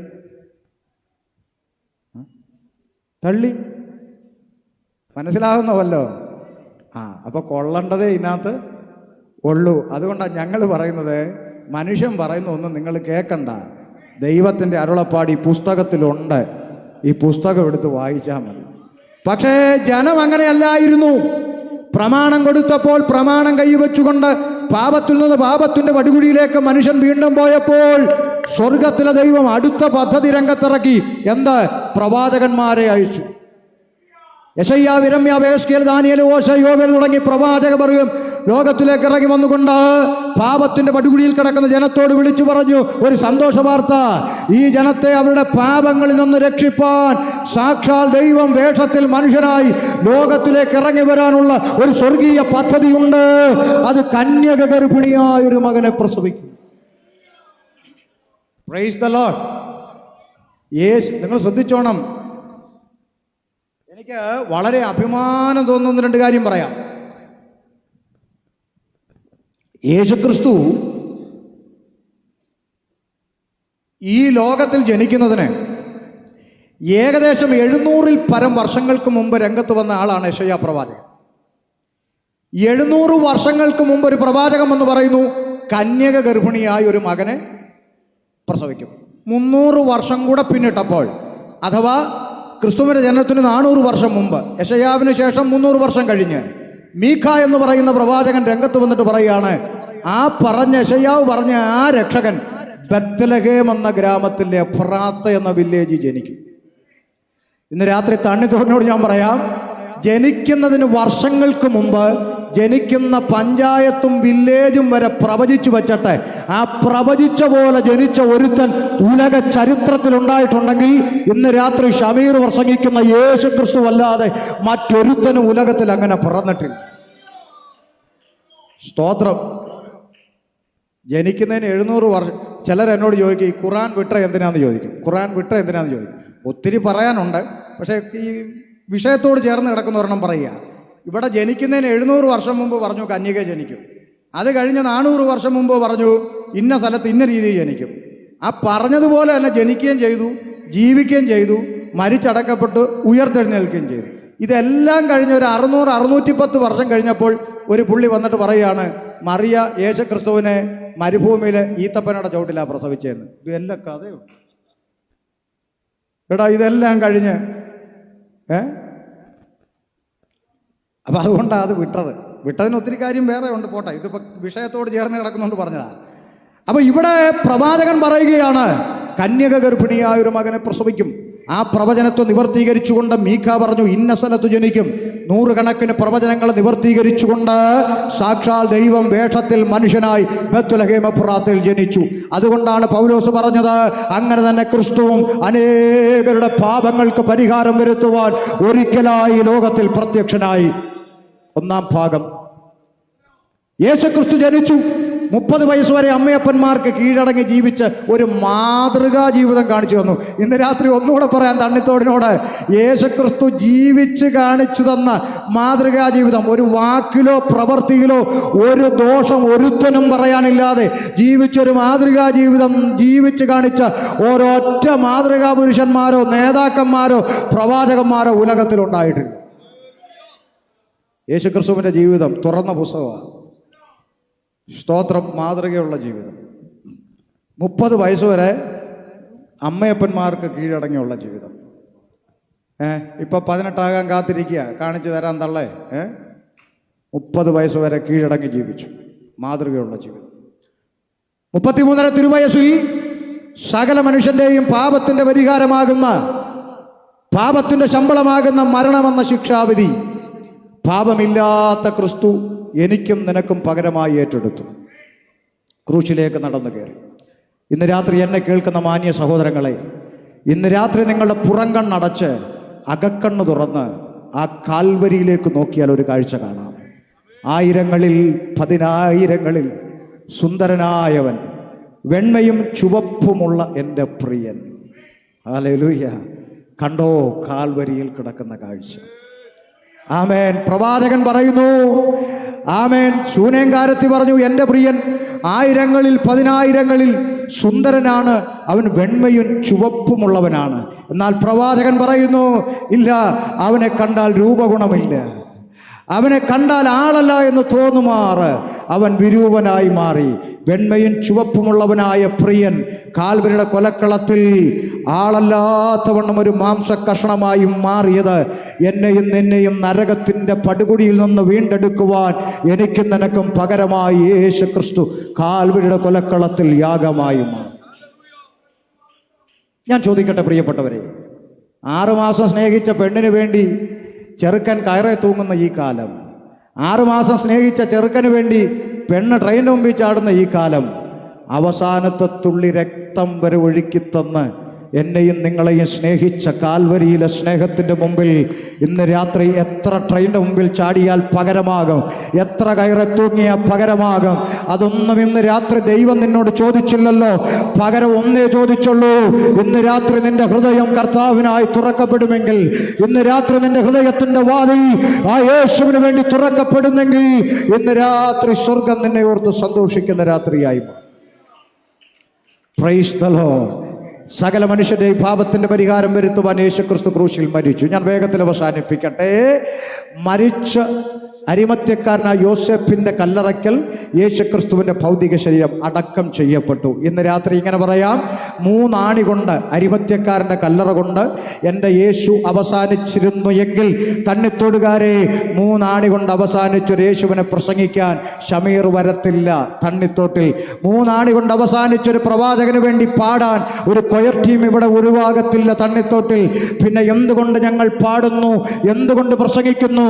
ഞങ്ങൾ പാടുന്നതും പ്രസംഗിക്കുന്നതും കുമ്പനാട്ടും എടത്തുവായിലും പരിമലയിലും കുരിശുമലയിലും അടഞ്ഞു കിടക്കുന്ന ഒരു കല്ലറവാതിക്കലല്ല, കണ്ണാടിക്കൂടിൻ്റെ മുമ്പിലല്ല, മറിച്ച് ഉലക മഹാന്മാരഖിലരും ഒരുപോൽ കല്ലറയ്ക്കകത്തൊടുങ്ങി ഒതുങ്ങിക്കിടക്കുമ്പോൾ ഇന്ന് രാത്രി ഷമീർ അബ്ദുൽ സലാം പ്രസംഗിക്കുന്ന യേശുക്രിസ്തു പാതാളത്തെ ജയിച്ചു, മരണത്തെ ജയിച്ച്, ലോകത്തെ ജയിച്ച്, പിശാചിനെ ജയിച്ച് യേശു ഉയർത്തെഴുന്നേറ്റു. ഹല്ലേലൂയ. ഉയർത്തെഴുന്നേറ്റ കർത്താവായ യേശുക്രിസ്തു പലതവണ തന്നെ അനുഗമിച്ച ശിഷ്യന്മാർക്ക് പ്രത്യക്ഷനായി. അനന്തര സ്വർഗാരോഹണം ചെയ്യും മുമ്പ് തന്നെ അനുഗമിച്ച ശിഷ്യന്മാർക്ക് ഒരു അന്ത്യ കൽപ്പന കൈമാറി. ഇന്ന് രാത്രി കേട്ടെ, അപേക്ഷയല്ല, യാചനയല്ല, ഓർഡർ. മർക്കോസിന്റെ സുവിശേഷം 16-ാം അധ്യായം 15-ാം വാക്യം ഒന്ന് വായിച്ചു കൊടുത്തേ. 16-15 ഒന്ന് രണ്ട് ഭാഗം കൂടെ വായിച്ച് ഒരുമിച്ച് പ്രാർത്ഥിക്കാം. വായിച്ചാട്ടെ 16-15. പിന്നെ അവൻ അവരോട്, നിങ്ങൾ ഭൂലോകത്തിലൊക്കെയും പോയി സകല സൃഷ്ടിയോടും സുവിശേഷം പ്രസംഗിപ്പി. യേശു അവരോട്, നിങ്ങൾ ഭൂലോകത്തിലൊക്കെയും പോയി സകല സൃഷ്ടിയോടും സുവിശേഷം പ്രസംഗിപ്പി. പറ, ദൈവജനം പറ, സുവിശേഷം. എന്തിനാടോ തണ്ണിത്തോട്ട് ഇങ്ങനെ തൊണ്ട കീറി അലർന്നെന്ന് ചോദിച്ചാൽ, എനിക്കും നിനക്കും വേണ്ടി പ്രാണനെ തന്ന കർത്താവിൻ്റെ കൽപ്പനയായതു. ഇത് സകല സൃഷ്ടിയോടും പ്രസംഗിക്കണം. ഇത് ഞങ്ങളെ ഏൽപ്പിച്ചതൊരു പള്ളിക്കാരല്ല, ഇത് ഞങ്ങളെ ഏൽപ്പിച്ചതൊരു സംഘടനയല്ല, ഇത് ഞങ്ങളെ ഏൽപ്പിച്ചത് സ്വർഗത്തിലെ ദൈവമാണ്. അതുകൊണ്ട് ചില അണ്ണന്മാര് ഇവിടെ പ്രസംഗിക്കണ്ടെന്നൊക്കെ പറയാം. അതൊക്കെ നിന്റെ മനസ്സിലിരിക്കത്തേ ഉള്ള അണ്ണ. സുവിശേഷം പ്രസംഗിക്കണമെന്ന് സ്വർഗത്തിലെ ദൈവം കൽപ്പിച്ചിട്ടുണ്ടെങ്കിൽ അത് പ്രസംഗിക്കും, പ്രസംഗിച്ചിരിക്കും. സ്തോത്രം. ശ്രദ്ധിച്ചേ. പിന്നെ ചിലർ പറയുന്നത് വേറെ കുഴപ്പമൊന്നുമില്ല, ഇവന്മാർ ഭയങ്കര ശബ്ദമാണെന്ന്. ശബ്ദം വല്ല കഥയുള്ളതാണോ ഈ പറയുന്നത്? ഗുണ്ട് പൊട്ടിക്കുന്നവൻ, ഓലപ്പടക്കം പൊട്ടിക്കുന്നവനെ നോക്കിയേച്ച് പറയുക ഭയങ്കര. അവൻ പൊട്ടിക്കുന്നത് ഗുണ്ട്, നമ്മൾ പൊട്ടിക്കുന്നത് ഓലപ്പടക്കം. മുക്കിന് 50,000 വാട്ട്സ് കെട്ടിവെച്ച് ഗുണ്ട് പൊട്ടിക്കുന്നവൻ ഇവിടെ 3000 വാട്ട്സ് 5000 വാട്ട്സ് അല്ലെ 10,000 വാട്ട്സിൻ്റെ അകത്ത് നോക്കി ശബ്ദം. ചുമ്മാ, ഇതൊക്കെ ചുമ്മാ പറയുന്ന ആക്ഷേപമാണ്. ഇതിലൊന്നും കഥയില്ല. ഇത് പ്രസംഗിക്കാൻ ഏൽപ്പിച്ചത് സ്വർഗത്തിലെ ദൈവമാണെങ്കിൽ മൈക്ക് ഉണ്ടേലും മൈക്ക് ഇല്ലേലും, കെട്ടിടം ഉണ്ടേലും കെട്ടിടം ഇല്ലേലും, റോഡറമ്പിലാണെങ്കിലും ചന്ത മൈതാനത്താണെങ്കിലും മരത്തിൻ്റെ ചവിട്ടിലാണെങ്കിലും സുവിശേഷം പ്രസംഗിക്കണമെന്ന് ഏൽപ്പിച്ചത് സ്വർഗത്തിലെ കർത്താവാണെങ്കിൽ സുവിശേഷം പ്രസംഗിക്കപ്പെടും. സുവിശേഷം പ്രസംഗിക്കണം. എന്നിട്ടോ വായിച്ചേ. വിശ്വസിക്കുകയും സ്നാനമേൽക്കുകയും ചെയ്യുന്നവൻ രക്ഷിക്കപ്പെടും. നിങ്ങളെല്ലാം കാത് തുറന്ന് കേട്ടോ. പെന്തിക്കോസുകാരും കണ്ടുപിടിച്ച ഉപാധി അല്ലത്. ജീവനെ തന്ന കർത്താവ് പറഞ്ഞു, 1 വിശ്വസിക്കണം, 2 സ്നാനമേൽക്കുകയും ചെയ്യുന്നവൻ. ഇത്രയേ ഉള്ളൂ. അല്ല, ഇത് ഞങ്ങളാരും ഇന്നലെ മെനിഞ്ഞാന്നും പെന്തിക്കോസുകാർ കണ്ടുപിടിച്ചുകൊണ്ട് വന്ന പരിപാടിയല്ല. വിശ്വസിക്കുകയും സ്നാനമേൽക്കുകയും ചെയ്യുന്നവൻ രക്ഷിക്കപ്പെടും. നിക്ക്. അപ്പൊ ഇത് പറഞ്ഞപ്പോൾ തന്നെ ഇവിടെ പലരും പറയുക, അതിന് നമ്മൾ പണ്ടേ സ്നാനപ്പെട്ടല്ലേ എന്ന്. ഏത്? പണ്ട് കുഞ്ഞുവാവയായിരുന്നപ്പോഴേ ഞങ്ങൾ എന്ത് ചെയ്തു? സ്നാനപ്പെട്ടല്ലേ എന്ന്. അപ്പൊ വിശ്വാസമോ അത് വളരുമ്പോൾ മതിയെന്ന്. പുസ്തകത്തിൽ എങ്ങനെ എഴുതിയേ? വിശ്വസിക്കുകയും. അപ്പൊ ആരാ സ്നാനപ്പെടേണ്ടത്? വിശ്വസിച്ചവൻ. കുഞ്ഞുവാവ മുമ്പിൽ കയ്യിലെടുത്ത് വെച്ച്, ഇന്നേക്ക് 2000 വർഷം മുമ്പ് കർത്താവായ യേശു ക്രിസ്തു നിന്റെ പാപത്തിന് വേണ്ടി വന്നെന്ന്, മരിച്ചെന്ന്, അടക്കപ്പെട്ടെന്ന്, ഉയർത്തനെ നിന്നെ ചേർക്കാൻ വേണ്ടി വരുമെന്നും. കുഞ്ഞെ, നീ വിശ്വസിക്കുന്നുവോ? കുഞ്ഞ് അല്ലേ? ആണോ? കുഞ്ഞ് പറയണം, യെസ് ഐ ബിലീവ് ദാറ്റ്, ഞാനത് വിശ്വസിക്കുന്നു. അങ്ങനെയെങ്കിൽ സ്നാനം കഴിപ്പിക്കാം. തിരുവെഴുത്താ അല്ല, അത് പിന്നെ വളരുമ്പോഴായാലും മതിയെന്ന്. ഇന്നെല്ലാവരും കുളിച്ചില്ലേ? കുളിച്ചിട്ട് തല തോർത്തിയില്ലേ? വർഷങ്ങളായിട്ട് ഇത് തന്നെയല്ലേ ചെയ്യുന്നത്? നാളെ തൊട്ടൊരു ചേഞ്ച്. ആദ്യം തല തോർത്താം, പിന്നെ കുളിക്കാം. അപ്പം പിന്നെയും തോർത്തേണ്ടി വരും. മനുഷ്യൻ്റെ ജീവിതത്തിലെ ഒരു കാര്യം തല തിരിച്ച പ്രശ്നമാണെങ്കിൽ, ആകാശം മാറിയാലും ഭൂമി ഒഴിഞ്ഞു പോയാലും വള്ളിമുള്ളി മാറാത്ത ദൈവവചനം ആരും തലതിരിക്കണ്ട. വിശ്വസിക്കുകയും സ്നാനമേൽക്കുകയും ചെയ്യുന്നവൻ രക്ഷിക്കപ്പെടുമെന്നാണ് ദൈവത്തിൻ്റെ വചനമെങ്കിൽ വിശ്വസിക്കുന്നവനാണ് സ്നാനമേൽക്കേണ്ടത്. അപ്പോൾ അടുത്തൊരാൾ പറയും, പുള്ളി അങ്ങനെയൊക്കെ പറയുമെങ്കിലും പുള്ളിക്ക് അറിഞ്ഞുകൂടാ, പുള്ളി മുസ്ലിമിൽ നിന്ന് വന്ന നമ്മൾ കുഞ്ഞുവാവയ്ക്ക് വിശ്വസിക്കാൻ പറ്റത്തില്ലെന്ന് ഞങ്ങൾക്കും അറിയാം. അതിന് പകരം ഒരാളെ ഏറ്റു പറയാൻ വേണ്ടി ഞങ്ങൾ നിർത്തും. അത് പുള്ളിക്ക് അറിഞ്ഞുകൂടാ. കല്യാണത്തിന് പോയിട്ടുണ്ടോ? പള്ളിയിൽ ഉണ്ടോ? പറ. ഉണ്ട്. ഈ വിവാഹ നിശ്ചയം എന്ന് പറഞ്ഞങ്ങോട്ട് ചെന്ന് നിൽക്കുമ്പം ഈ പള്ളിയിൽ അച്ഛനോ പാസ്റ്ററോ പുരോഹിതനോ ഈ ചെറുക്കനോടൊരു ചോദ്യം ചോദിക്കാറുണ്ടോ? ഉണ്ട്. പ്രിയ ചെറുക്കനും പെണ്ണിനോട് ചോദിക്കും, പ്രിയ സൂസമ്മേ, നിന്റെ വലത്ത് ഭാഗത്ത് നിൽക്കുന്ന ജേക്കബിൻ്റെയും ജോഷാമ്മയുടെ മകൻ സണ്ണിക്കുട്ടിയെ വിവാഹം കഴിക്കാൻ നിനക്ക് സമ്മതമാണോ? ഉടനെ പെണ്ണിൻ്റെ അപ്പൻ, സ്വന്തം അപ്പൻ, ജനിപ്പിച്ച അപ്പൻ പുറകിൽ നിന്ന് പറയാ, സമ്മതമാണ്. കെട്ടിക്കുവോ? പറ, വേഗം പറ. കെട്ടിക്കുവോ? അതിനാ സ്വന്തം അപ്പനല്ലേ, വാടകയ്ക്ക് വല്ല എടുത്തോ? കെട്ടിക്കുവോ? ഒത്തിരി അച്ഛന്മാർ എനിക്ക് സൗഹൃദ വലയത്തിലുള്ളവരാ. എൻ്റെ അറിവിൽപ്പെട്ട ഒരു പുരോഹിതന്മാരും എന്ത് ചെയ്യില്ല, കെട്ടിക്കൂല, മൈൻഡ് പോലും ചെയ്യൂല. വീണ്ടും ചോദിക്കും, സൂസമ്മേ, നിന്റെ വലതു ഭാഗത്ത് വെക്കുന്ന ജേക്കബിൻ്റെ ജോശാമ്മയുടെ മകൻ സണ്ണിക്കുട്ടി വിവാഹം കഴിക്കാൻ നിനക്ക് സമ്മതമാണോ? പിന്നെ പ്രസവിച്ച അമ്മ അവിടെ നിന്നുണ്ട്, സമ്മതമാ അച്ചോ, അവളാ കെട്ടണം എന്ന് പറഞ്ഞ് നിന്നെ, അങ്ങോട്ട് കെട്ടിക്കുവോ? ചിരിക്കാൻ പറഞ്ഞല്ല, കെട്ടിക്കുവോ? ഇല്ല. ഒരു കാര്യം ഗൗരവമായി ചിന്തിച്ചോ, ഈ ലോകത്തിലെ മണവാട്ടിയാകാൻ പെറ്റ തള്ള പറഞ്ഞാൽ പോരെങ്കിൽ, ജനിപ്പിച്ച അപ്പൻ പറഞ്ഞാൽ പോരെങ്കിൽ, കുഞ്ഞാടിൻ്റെ കാന്തയാകാൻ, കർത്താവിൻ്റെ സഭയാകാൻ, മണവാട്ടി സഭയാകാൻ പകരക്കാര് പറഞ്ഞാൽ ഒക്കത്തില്ല. നിന്റെ നാവ് കൊണ്ട് നീ പറയണം, കർത്താവേ, അങ്ങ് എൻ്റെ പാപത്തിന് വേണ്ടി ഈ ലോകത്തിലേക്ക് ഇറങ്ങി വന്നെന്നും ഞാൻ അനുഭവിക്കേണ്ടിയിരുന്ന ശിക്ഷ അങ്ങ് അനുഭവിച്ചെന്നും അങ്ങ് എനിക്ക് പകരമായി മരിച്ചെന്നും അടക്കപ്പെട്ടെന്നും ഉയർത്തെഴുന്നേറ്റെന്നും എന്നെ ചേർക്കാൻ താമസം വിനാ വാനമേഘ വെളിപ്പെടുമെന്നും ഞാൻ എൻ്റെ ഹൃദയം കൊണ്ട് വിശ്വസിക്കുന്നു എന്ന് നിന്റെ അധരം കൊണ്ട് ഏറ്റു പറയണം. അത് ഷമീർ കൊല്ലം പറഞ്ഞുണ്ടാക്കിയതല്ല. റോമാലേഖനം 10-ാം അധ്യായം 9-ാം വാക്യം, യേശുവിനെ കർത്താവ് എന്ന വായ കൊണ്ട് ഏറ്റു പറയുകയും ദൈവം അവനെ മരിച്ചവരിൽ നിന്ന് ഉയർപ്പിച്ചെന്ന് ഹൃദയം കൊണ്ട് വിശ്വസിക്കുകയും ചെയ്താൽ നീ രക്ഷ പ്രാപിക്കും. എൻ്റെ പ്രിയപ്പെട്ട സഹോദരങ്ങളെ, ഇതൊരു കുഞ്ഞിൽ നടക്കില്ല. അതുകൊണ്ടാണ് പറയുന്നത്, വിശ്വസിക്കുകയും സ്നാനമേൽക്കുകയും ചെയ്യുന്നവൻ രക്ഷിക്കപ്പെടും. ഇതിൽ കൂടുതലൊക്കെ എങ്ങനെയാ പറയുക? കൊച്ചു കുഞ്ഞുങ്ങൾക്ക് മനസ്സിലാകുന്ന പോലെ പറയുന്നത്. തിരുവെഴുത്തിൽ നിന്ന് ഒരു വള്ളിയോ പുള്ളിയോ മാറ്റാതെ, സ്വന്തം വ്യാഖ്യാനം ചേർക്കാതെ എഴുതിയിരിക്കുന്നത് നിങ്ങളോട് പറഞ്ഞു തരിക. ചെവിയുള്ളവൻ കേൾക്കട്ടെ. സ്തോത്രം, ആമേൻ. ഈ അന്ത്യകൽപ്പന ശിഷ്യന്മാർക്ക് കൈമാറി. എന്നിട്ടോ കർത്താവ് ഒലിവുമലയിലേക്ക് പ്രവേശിക്കുക, സ്വർഗാരോഹണം ചെയ്യാൻ പോകുന്ന രംഗം വന്നു. അങ്ങനെ ഒരു രംഗം വന്നു. കർത്താവായ യേശുക്രിസ്തു അവരുടെ കണ്ണിന് മറഞ്ഞ് സ്വർഗാരോഹണം ചെയ്തു. ശിഷ്യന്മാരിങ്ങനെ തല ഉയർത്തി ആകാശത്തിലേക്ക് നോക്കി നിൽക്കുമ്പോൾ ആകാശത്തുനിന്ന് വെള്ളവസ്ത്രം ധരിച്ച് ദൂതന്മാർ താഴേക്ക് ഇറങ്ങി വന്നു. ഒരു വാചകം വിളിച്ചു പറഞ്ഞു. അപ്പോസ്തല പ്രവൃത്തി 1:11 ഉറക്കൊന്ന് വായിച്ചു കൊടുത്തേ. തീർന്നു. ഈ ഭാഗം വായിച്ച് നിർത്തുക. ഗലീലാ പുരുഷന്മാരെ, നിങ്ങൾ ആകാശത്തിലേക്ക് നോക്കി നിൽക്കുന്നത് എന്ത്? നിങ്ങളെ വിട്ട് സ്വർഗാരോഹണം ചെയ്ത ഈ യേശുവിനെ സ്വർഗത്തിലേക്ക് പോകുന്നവനായി നിങ്ങൾ കണ്ടതുപോലെ തന്നെ അവൻ വീണ്ടും വരും എന്ന് പറഞ്ഞു. ഇന്ന് രാത്രി തണ്ണിത്തോടുകാരോട് ഞങ്ങൾ വിളംബരം ചെയ്യുന്നു, യേശു മടങ്ങി വരാൻ സമയമായി.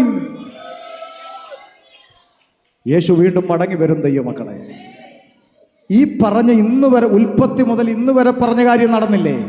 അങ്ങനെങ്കിൽ യേശു വീണ്ടും മടങ്ങി വരും. ഹല്ലേലൂയ. ഇത് കേട്ട ശിഷ്യന്മാരെന്ത് ചെയ്തെന്നും കൂടെ വായിച്ചിട്ട് നമുക്ക് പ്രാർത്ഥിക്കാം. ഞാൻ പാട്ട് പാടിക്കാനൊന്നും നിൽക്കുകയല്ല, പ്രാർത്ഥിച്ച് നിർത്തത്തുള്ളൂ. വായിച്ചു, താഴോട്ട് വായിച്ചു. അവർ യെരൂശലേമിന് സമീപത്ത്, ശിഷ്യന്മാർ യെരൂശലേമിന് സമീപത്ത് ഒരു ശബത്ത് വഴി ദൂരമുള്ള ഒലിവുമല വിട്ട് യെരൂശലേമിലേക്ക് മടങ്ങിപ്പോന്നു. ശിഷ്യന്മാർ തിരിച്ചെവിടെ പോയി പറ? യെരൂശലേമിലെ. മനസ്സിലാവുന്നുണ്ടോന്ന് അറിയാനാ. അവിടെ ചെന്നിട്ടോ? അവിടെ എത്തിയപ്പോൾ അവർ പാർത്ത മാളിക മുറിയിൽ കയറിപ്പോയി. അപ്പൊ അവരെവിടെ കയറിപ്പോയി? ശിഷ്യന്മാര്. ഈ കയറിപ്പോയവരുടെ പേര് വിവരം ഒന്ന് പറയാം, ഒന്ന് വേണമെങ്കിൽ നോട്ട് ചെയ്തോ. പത്രോസ്. നിൽക്കട്ടെ. ആരായി പത്രോസ്? ഒന്നാമത്തെ പോപ്പ്, മാർപ്പാപ്പ എന്നൊക്കെ ചില ആളുകൾ പറയുന്നുണ്ടല്ലോ. അപ്പം പോപ്പ് പത്രോസ്, യോഹന്നാൻ, യാക്കോബ്, അന്ത്രയോസ്, ഫിലിപ്പോസ്, തോമസ്, ബർത്തലോമായി, മത്തായി, ആൽഫയുടെ മകനായ യാക്കോബ്, എരിവുകാരനായ ശീമോൻ, യാക്കോബിന്റെ മകനായ യൂദ, ഇവരെല്ലാവരും സ്ത്രീകളോടും യേശുവിന്റെ അമ്മയായ മറിയയോടും. നിൽക്കട്ടെ, അവിടെ അതാരാ പേരാ ഇപ്പൊ പറഞ്ഞേ? മറിയ എന്ന്. ഈ പുള്ളിക്ക് വല്ല കാര്യമുണ്ടോ? പെന്തിക്കോസുകാർ അമ്മ ഇല്ലാത്തവരാന്നല്ലേ പറയുന്നത്? അങ്ങനല്ലേ പറയുന്നത്? എന്നാ കേട്ടെ, തിരുവെഴുത്തിൽ എഴുതിയിരിക്കുന്നു, പത്രോസ്, യോഹന്നാൻ, അന്ത്രയോസ്, ഫിലിപ്പോസ്, ബർത്തലോമായി, മത്തായി, അൽഫയുടെ മകനായ യാക്കോബ്, എരിവുകാരനായ ശീമോൻ, യാക്കോബിന്റെ മകനായ യൂദ, ശിഷ്യഗണം എന്ന് പറഞ്ഞാൽ പത്രോസ് ലീഗ, തോമാസ് ലീഗ, യൂദാസ് ലീഗ, സ്ലീഹമാര്, ഇവരെല്ലാവരും സ്ത്രീകളോടും യേശുവിൻ്റെ അമ്മയായ മറിയയോടും അവൻ്റെ സഹോദരങ്ങളോടും ഉൾപ്പെടെ ഒരുമനപ്പെട്ട പ്രാർത്ഥന കഴിച്ചു പോന്നു. അപ്പൊ മേലെ പോയവരുടെ കൂട്ടത്തിൽ ആരൊക്കെ ഉണ്ട്? ഇനി പറ. പത്രോസ് ലീഹയുണ്ട്, തോമാസ് ലീഹയുണ്ട്, യൂദാസ് ലീഹയുണ്ട്, മറിയ ഉണ്ടോ? പറ. ഇനി പെന്തിക്കോസുകാർ ഉണ്ടാക്കി പറഞ്ഞാന്നൊന്നും പറയരുത്, അതിനാ ഈ പറയിക്കുന്നേ. ഉണ്ടോ? ഉണ്ട്. ഇവർ പ്രാർത്ഥിച്ചുകൊണ്ടിരുന്നപ്പോൾ എന്തോ സംഭവിച്ചൊന്നും കൂടെ വായിര്. 2-ാം അധ്യായം 1-ാം വാക്യം. പെന്തക്കോസ്ത് നാൾ വന്നപ്പോൾ, അവരങ്ങനെ പ്രാർത്ഥിച്ചുകൊണ്ടിരുന്നപ്പോൾ അവരുടെ ഇടയിലോട്ട് കുറച്ച് പെന്തക്കോസുകാർ വന്നപ്പോൾ. അങ്ങനാണോ? ആണോ? പെന്തക്കോസ്തുകാർ അങ്ങനാണോ? ആണോന്ന്? അങ്ങനെ ഒരു കാറും ഇല്ല. പെന്തക്കോസ്ത് കാറല്ല, പിന്നെന്തുവാ? പെന്തക്കോസ്ത് നാൾ വന്നപ്പോൾ. അപ്പൊ പെന്തക്കോസ്ത് എന്ന് പറയുന്നത് എന്താ? ഒരു ദിവസമാണ്. ഏത് ദിവസം? 50-ാം പെരുന്നാൾ ദിവസം. പെരുന്നാൾ ദിവസം വന്നു. ഡേ ഓഫ് പെന്തക്കോസ്, പന്തക്കുസ്ത പെരുന്നാൾ ദിവസം വന്നു. ഇവര് പ്രാർത്ഥിച്ചുകൊണ്ടിരിക്കുക. എന്ത് സംഭവിച്ചു? എല്ലാവരും ഒരു സ്ഥലത്ത് ഒന്നിച്ചു കൂടിയിരുന്നു. അപ്പോഴോ പെട്ടെന്ന് കൊടിയ കാറ്റടിക്കുന്നത് പോലെ ആകാശത്തു നിന്നൊരു മുഴക്കമുണ്ടായി. അവർ ഇരുന്നിരുന്ന വീട് മുഴുവനും നിറച്ചു. എന്നിട്ടോ വായിച്ചോ? അഗ്നിജാല പോലെ പിളർന്നിരിക്കുന്ന നാവുകൾ അവർക്ക് പ്രത്യക്ഷമായി. അവരിൽ ഓരോരുത്തന്റെ മേൽ പതിഞ്ഞു. എല്ലാവരും പരിശുദ്ധാത്മാവ് നിറഞ്ഞവരായി. ആത്മാവ് അവർക്ക് ഉച്ചരിപ്പാൻ നൽകിയതുപോലെ അന്യഭാഷകളിൽ സംസാരിച്ചു തുടങ്ങി. അവിടെ നിൽക്ക. ഈ അന്യഭാഷ സംസാരിക്കുന്ന കൂട്ടത്തെയാണ് നാട്ടുകാരെന്ത് വിളിക്കുന്നത്? ഉറക്കെ പറ. എന്ത് കോസ്? പെന്തക്കോസ്. അങ്ങനെയാണെങ്കിൽ ഒന്നാമത്തെ പെന്തിക്കോസുകാരി മറിയ ആണോ? ഒന്നാമത്തെ പെന്തക്കോസ്തുകാരൻ പത്രോസ്, ഒന്നാമത്തെ പെന്തക്കോസുകാരൻ യാക്കോബ്, ഒന്നാമത്തെ പെന്തക്കോസുകാരൻ യോഹന്നാൻ, ഒന്നാമത്തെ പെന്തക്കോസുകാരൻ ബർത്തലോമായി, ഒന്നാമത്തെ പെന്തക്കോസുകാരൻ മർത്തായി, ഒന്നാമത്തെ പെന്തക്കോസുകാരൻ അൽഫയുടെ മകനായ യാക്കോബ്, ഒന്നാമത്തെ പെന്തക്കോസുകാരൻ എരിവുകാരനായ ശീമോൻ, ഒന്നാമത്തെ പെന്തക്കോസുകാരൻ യാക്കോബിന്റെ മകനായ യൂദ. ഇവരെല്ലാവരും കലവില വില പറഞ്ഞിട്ടാണ് തണ്ണിത്തോടുകാർ പറയാൻ തുടങ്ങിയത്. അതുകൊണ്ട് പെന്തിക്കോസുകാര് അമ്മയില്ലെന്ന് പറയുന്നവരോട് മര്യാദയ്ക്ക് പറഞ്ഞോണം, നിങ്ങളുടെ പള്ളിയിൽ ഫോട്ടോയേ ഉള്ളൂ, ഞങ്ങളുടെ കൂടെ ജീവനോടിരുന്ന് അന്യഭാഷ പറഞ്ഞ് ആരാധിച്ചത്. അതുകൊണ്ട് 1-ാം നൂറ്റാണ്ടിൽ പരിശുദ്ധാത്മാവിന്റെ സാന്നിധ്യം ഇറങ്ങി വന്ന് എല്ലാവരും അന്യഭാഷയിൽ ആരാധിച്ച കൂട്ടത്തിൽ കർത്താവിന്റെ ശിഷ്യന്മാരും യേശുവിന്റെ അമ്മയും ഉണ്ട്. ഹല്ലേലൂയ. ഇവിടെ ഒന്നും ഞാൻ എൻ്റെ വാപ്പ പഠിപ്പിച്ചത് പറഞ്ഞില്ല, പുസ്തകത്തിൽ എഴുതിയതാ വായിച്ച് കേൾപ്പിച്ചുകൊണ്ടിരിക്കുന്നത്. മനസ്സിലാകുന്നുണ്ടോ? അപ്പം അതുകൊണ്ട് ശ്രദ്ധിച്ച് എല്ലാവരും അന്യഭാഷയിൽ സംസാരിക്കുക. ആ പരിശുദ്ധാത്മാവിൻ്റെ നിറവിൽ ഒരാൾ പ്രസംഗിക്കാൻ എഴുന്നേറ്റു. ആരാ? പോപ്പ് പത്രോസ്ലീഹ എഴുന്നേറ്റു. ആത്മാവിൽ നിറഞ്ഞൊരു ഒറ്റ പ്രസംഗം. എന്ത് സംഭവിച്ചു? 2:37 വായിക്കുക. 2:37. ഇത് കേട്ടിട്ട് അവർ ഹൃദയത്തിൽ കുത്തുകൊണ്ടു. പരിശുദ്ധാത്മാവിൽ നിറഞ്ഞവൻ ഒരു ഒറ്റ പ്രസംഗം കേട്ടവിടെ ഹൃദയത്തിൽ ഉറക്കെ പറ കുത്തുകൊണ്ടു. എന്തുകൊണ്ടു? നിങ്ങളുടെ ആരുടെയെങ്കിലും ബൈബിളിൽ ഇക്കിളി കൊണ്ടെന്നുണ്ടോ? ഉണ്ടോ? ഇല്ല. അപ്പോൾ ഒരു കാര്യം നിങ്ങൾ ഉറപ്പിച്ചോ, പുസ്തകത്തിൽ പറയുന്ന പരിശുദ്ധാത്മാവിലാണ് ഒരുത്തൻ പ്രസംഗിക്കുന്നതെങ്കിൽ കേൾക്കുന്നവർക്ക് എന്ത് കൊള്ളും? മനസ്സിലായോ? പുസ്തകത്തിൽ ആത്മാവാണെങ്കിൽ എന്ത് കൊള്ളും? ചങ്കത്ത് ഇടയ്ക്കിടയ്ക്ക് അന്നേരം ഉടനെ അവിടെ ഇരുന്നുകൊണ്ട് ഇങ്ങേര് ഞങ്ങളെ കുത്തി. ഇങ്ങനല്ല, ഇങ്ങേര് നിങ്ങളെ കുത്തിയതല്ല. പരിശുദ്ധാത്മാവിൽ നിറഞ്ഞ് പ്രസംഗിക്കുമ്പോൾ നിനക്ക് കുത്തുകൊള്ളുന്നെങ്കിൽ ദൈവം നിന്നോട് ഇടപെട്ടുകൊണ്ടിരിക്കുന്നു എന്ന് തിരിച്ചറിയുക. പക്ഷെ ഇന്ന് കുത്തുകൊള്ളുന്ന പ്രസംഗമൊന്നും നമുക്ക് വേണ്ട. പുള്ളിയെ വിളിക്കണ്ട, പുള്ളി കുത്തു. ഈ എന്നെയും പലരും വിളിക്കുന്നത് സ്നേഹം മൂത്തിട്ടൊന്നുമല്ല, പിന്നെ പുള്ളിയാകുമ്പോൾ ഉള്ള കാര്യം അങ്ങനെ വിളിക്കുന്നതാണ്. ഈ കമ്മിറ്റി കൂടുമ്പം 10 പേര് കൂടുമ്പം പറയും നമുക്ക് ആരെ വിളിക്കണം? ഷമീർ കൊല്ലത്തെ വിളിക്കാം. അപ്പോൾ ഈ 2 പേര് പറയും ഷമീർ കൊല്ലത്തെ വിളിക്കും. അപ്പം മറ്റേ 8 പേര് പറയും പുള്ളിയെ വിളിക്കരുത്, പുള്ളി ആദ്യം നമുക്കിട്ട് തന്നെ കുത്തും, അത് വേണ്ടെന്ന് പറയും. അങ്ങനെ ഒരു ബഹളമൊക്കെ. പിന്നെ ഈ 2 പേര് ഒറ്റക്കാലം നിൽക്കുമ്പം ബാക്കി 8 പേര് എന്നാ വിളിച്ച് അനുഭവിച്ചോളാൻ പറഞ്ഞങ്ങ് സമ്മതിക്കും. ഏറ്റവും വലിയ കോമഡി ഇതൊന്നുമല്ല. നമ്മൾ ഈ യോഗ സ്ഥലത്തേക്ക് പ്രസംഗിക്കാൻ വണ്ടി ചെന്നിറങ്ങുമ്പം ആദ്യം വന്ന് കെട്ടിപ്പിടിക്കുന്ന ഈ 8 പേരാണ്. മനസ്സിലായി? എന്നിട്ട് പറയും പാസ്റ്റർ ഇവിടെ ഇറക്കാൻ വേണ്ടി ഞങ്ങളാ. പിന്നെ നീ ആരാന്ന് എനിക്കറിയത്തില്ലേ? ഇമാതിരി പരിപാടിയൊന്നും എൻ്റെ അടുത്ത് ഇറക്കണ്ട. മനസ്സിലായോ? അതുകൊണ്ട് നമ്മൾ ഈ വേദി ഒപ്പിക്കാൻ വേണ്ടി പ്രസംഗിക്കുന്ന ടീമല്ല. മനസ്സിലായോ? കേൾക്കുന്ന ഒരുത്തനെങ്കിലും എവിടെ എത്തണം? കർത്താവിൻ്റെ അടുക്കലെത്തണം. അതുകൊണ്ട് നിങ്ങളെ സന്തോഷിപ്പിക്കുന്നതല്ല, ദൈവം ഇടപെടുന്നതാണെന്ന് മനസ്സിലാക്കിക്കോണം. ഇന്ന് കുത്തുകൊള്ളുന്ന പ്രസംഗം, പണ്ടത്തെ പ്രസംഗം കഴിഞ്ഞ് വീട്ടിൽ പോകുമ്പം നെഞ്ചു വേദനിച്ച് കണ്ണ് കലങ്ങി എൻ്റെ കർത്താവേ ഈ സത്യം ഒന്നും അറിയാൻ ദൈവം എൻ്റെ കണ്ണ് തുറന്നല്ലോ എന്നൊക്കെ ഓർത്ത് മാനസാന്തരപ്പെട്ടു പോകുന്ന അനുഭവങ്ങളാണ്. ഇന്നത്തെ പല കൺവെൻഷനും കഴിഞ്ഞ് വീട്ടിൽ പോകുമ്പം കാറേ കയറി ഇരുന്ന് ഫോൺ വിളിച്ച് ഒന്ന് വരണമായിരുന്നടി, ചിരി അയ്യോ.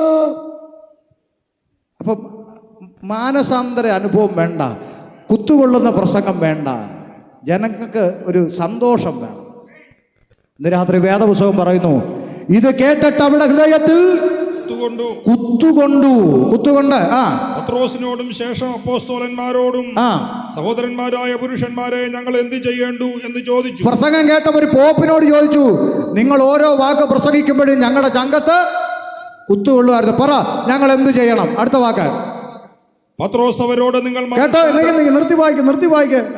പത്രോസ് അവരോട് കേട്ടോ, തണ്ണിത്തോടുകാരെ, പോപ്പ് അവരോട് നിങ്ങൾ മാനസാന്തരപ്പെട്ട് നിങ്ങളുടെ പാപങ്ങളുടെ മോചനത്തിനായി ഓരോരുത്തൻ യേശുക്രിസ്തുവിന്റെ നാമത്തിൽ സ്നാനമേൽപ്പി. കണ്ടോ ഈ പോപ്പ് പറഞ്ഞ പരിപാടി കണ്ടോ? നിങ്ങളുടെ പാപത്തിൽ നിന്ന് നിങ്ങൾക്ക് മോചനം വേണമെങ്കിൽ നിങ്ങൾ ഓരോരുത്തരും ഞങ്ങളടുക്കൽ വന്ന് കുമ്പസരിപ്പിൻ എന്നല്ലേ ഈ പുള്ളി പറയേണ്ടത്? ഈ പുള്ളി അങ്ങനെ പറഞ്ഞായിരുന്നെങ്കിൽ ഞാനും അന്ന് അതല്ലേ പറയത്തുള്ളായിരുന്നു. അപ്പം ഈ പുള്ളിയാണ് മെനക്കേടുണ്ടാക്കിയത്, ഈ പോപ്പ്. അതുകൊണ്ട് വീട്ടിൽ പുസ്തകം ഇരിപ്പുണ്ടെങ്കിൽ എടുത്ത് വായിച്ചോ. നിങ്ങളെ അകത്തു കയറിയ പാപത്തിൽ നിന്ന് നിങ്ങൾക്ക് പുറത്തു വരണമെങ്കിൽ, പാപമോചനം പ്രാപിക്കണമെങ്കിൽ ഒരൊറ്റ വഴിയേ ഉള്ളൂ, മാനസാന്തരപ്പെട്ട് സ്നാനമേൽപ്പി.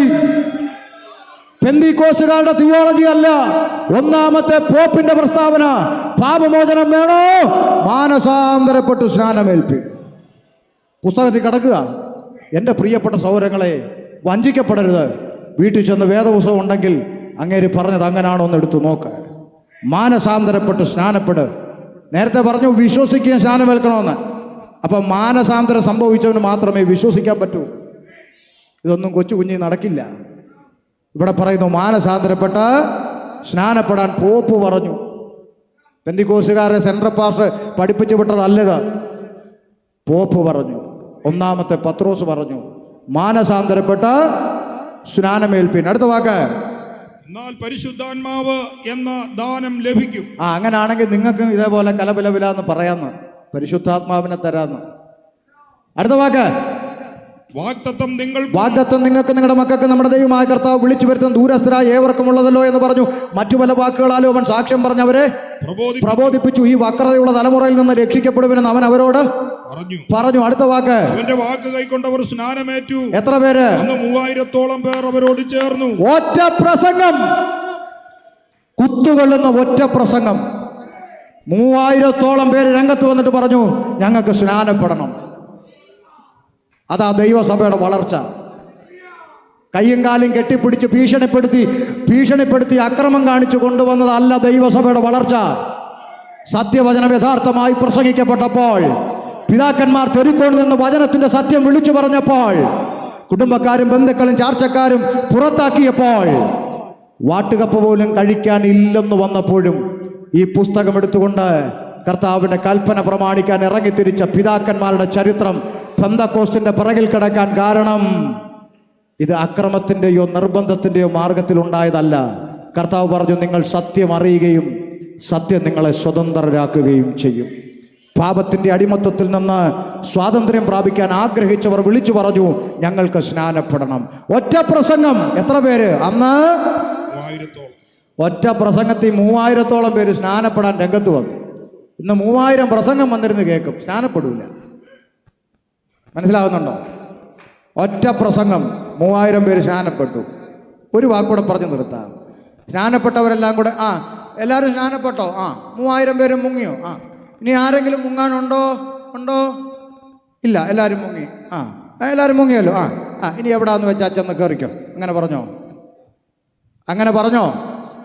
ഇന്ന് അങ്ങനെ പറയുന്നത്. അമ്മാമ്മ ഒരു കാര്യം ചെയ്യും, ഞങ്ങളുടെ അടുത്ത് വന്നങ്ങ് സ്നാനപ്പെട്. എന്നിട്ട് അമ്മാമ്മ എവിടാ നിൽക്കുന്നതെന്ന് വെച്ചാൽ അങ്ങ് ഇവൻ ചെകുത്താനാണ്. മനസ്സിലാക്കിക്കോണം. ഇങ്ങനെ പറയുന്ന ഒരുത്തൻ പാസ്റ്ററാന്ന് പറഞ്ഞ് വരുന്നെങ്കിൽ അവൻ ചെകുത്താൻ്റെ ആളാണ്. മനസ്സിലായോ? രക്ഷിക്കപ്പെട്ട് സ്നാനപ്പെട്ട് എവിടെയും ചെന്ന് കയറാൻ പ്രമാണമില്ല. അടുത്ത വാക്ക് കേട്ടോ, അവർ അപ്പോസ്തലന്മാരുടെ ഉപദേശം കേട്ടു. സ്നാനപ്പെട്ടവൻ അപ്പോസ്തോലിക ഉപദേശത്തിൽ നിൽക്കണം. അതിനെന്ത് ചെയ്തു? കൂട്ടായ്മ. അപ്പൊ ഉപദേശം കേൾക്കണം എവിടെ വരണം? കൂട്ടായ്മയ്ക്ക് വരണം. മനസ്സിലായോ? അടുത്തതായി കൂട്ടായ്മ ആചരിച്ചു, അപ്പം നുറുക്കിയും പ്രാർത്ഥന കഴിച്ചും പോന്നു. ആ കൂട്ടത്തെ നോക്കി സ്വർഗം ഒരു പേര് വിളിച്ചു. അതിന്റെ 47-ാം വാക്യം, കർത്താവ് രക്ഷിക്കപ്പെടുന്നവര് സകല ജനത്തെയും കൃപയനുഭവി കർത്താവ് രക്ഷിക്കപ്പെടുന്നവരെ ദിനം പ്രതി സഭയോട് ചേർത്തുകൊണ്ടിരുന്നു. ആ കൂട്ടത്തെ നോക്കി സ്വർഗം ഒരു പേര് വിളിച്ചു. എന്താ? സഭ. ഏത്? രക്ഷിക്കപ്പെട്ടവരുടെ കൂട്ടം, സ്നാനപ്പെട്ടവരുടെ കൂട്ടം, ആത്മനിറവ് പ്രാപിച്ച കൂട്ടം, ഉപദേശമുള്ള കൂട്ടം, കൂട്ടായ്മ ആചരിക്കുന്ന കൂട്ടം, അപ്പം നുറുക്കുന്ന കൂട്ടം, പ്രാർത്ഥന കഴിക്കുന്ന കൂട്ടം. ആ കൂട്ടത്തെ നോക്കി സ്വർഗം വിളിച്ച പേരാണ് സഭ. അത് പുഴവക്കത്ത് കൂടിയാലും മരച്ചുവട്ടി കൂടിയാലും കെട്ടിടത്തെ കൂടിയാലും റോഡ് വക്കി കൂടിയാലും ആ കൂട്ടത്തെ നോക്കി സ്വർഗം വിളിച്ചാണ് സഭ. ആ സഭയ്ക്കകത്ത് ഷമീറുണ്ട്, നാരായണനുണ്ട്, സുരേഷുണ്ട്, സുമേഷുണ്ട്, രതീഷുണ്ട്, ചാക്കോച്ചനുണ്ട്, തോമസ് കുട്ടിയുണ്ട്, വർഗീസുണ്ട്. ആ കൂട്ടത്തെ നോക്കി സ്വർഗം വിളിച്ച പേരാണ് കുഞ്ഞെ സഭ. സ്തോത്രം. ആ സഭയെ ചേർക്കുവാനാണ് അവൻ രണ്ടാമതും പ്രത്യക്ഷനാകാൻ പോകുന്നത്. ഹല്ലേലൂയ. ഇന്ന് രാത്രി ഒരു നിമിഷം ചിന്തിക്ക്, ഈ പറയപ്പെട്ട സഭയ്ക്കകത്ത് ഞാനുണ്ടോ? ഒരു വാക്കൂടെ ചിന്തിച്ചേ നിർത്തത്തുള്ളൂ. ചില ആളുകൾ ഇങ്ങനെ പറയാറുണ്ട് കേട്ടോ, അതിപ്പം നിങ്ങളുടെ കൂടെ ഈ പള്ളിക്കകത്ത് വന്നില്ലെങ്കിലും ഇങ്ങനെ ഈ കയ്യടിയുമ്പോഴോ ഒന്നും ഇല്ലെങ്കിലും ഞാൻ ഇന്നുവരെയും ചോദിച്ചതൊക്കെ ദൈവം എനിക്ക് നല്ല വീട് ചോദിച്ചു, നല്ല വീട് തന്നു. നല്ല കുടുംബം ചോദിച്ചു, നല്ല കുടുംബം തന്നു. ഒരു കാറ് ചോദിച്ചപ്പോൾ 2 കാറ് തന്നു. 2 മക്കളെ ചോദിച്ചു, 5 മക്കളെ തന്നു. 1 സെൻറ്റ് ചോദിച്ചപ്പോൾ 1 ഏക്കർ റബ്ബർ തന്നു. ഇതെല്ലാം ദൈവം എനിക്ക് തന്നു. എൻ്റെ പ്രാർത്ഥന ദൈവം കേട്ടോണ്ടല്ലേ ഇതൊക്കെ തരുന്നേ. പിന്നെ ഇപ്പം പ്രത്യേകിച്ചൊരു കൃപയെ കൂടെ തന്നു. എന്താ? ഇപ്പം എല്ലാം എന്നെ കാണിക്കും. അതെന്തോ? ദർശനവും ആണോ? ഞാൻ പ്രാർത്ഥിക്കാൻ ഇരുന്ന കർത്താവിനെ എല്ലാം കാണിക്കും. ചില പറഞ്ഞു കണ്ടിട്ടില്ലേ? അപ്പുറത്തൊരുത്തൻ തൂങ്ങിച്ചെത്തു, യോ എന്നെ കാണിച്ചതാടി എന്നൊക്കെ പറയുന്നത് കണ്ടിട്ടില്ലേ? എൻ്റെ പ്രിയപ്പെട്ടവരെ, ഇതെല്ലാം ഉള്ളത് കൊണ്ട് നീ കർത്താവിൻ്റെ വരവിൽ എടുക്കപ്പെടണമെന്നില്ല.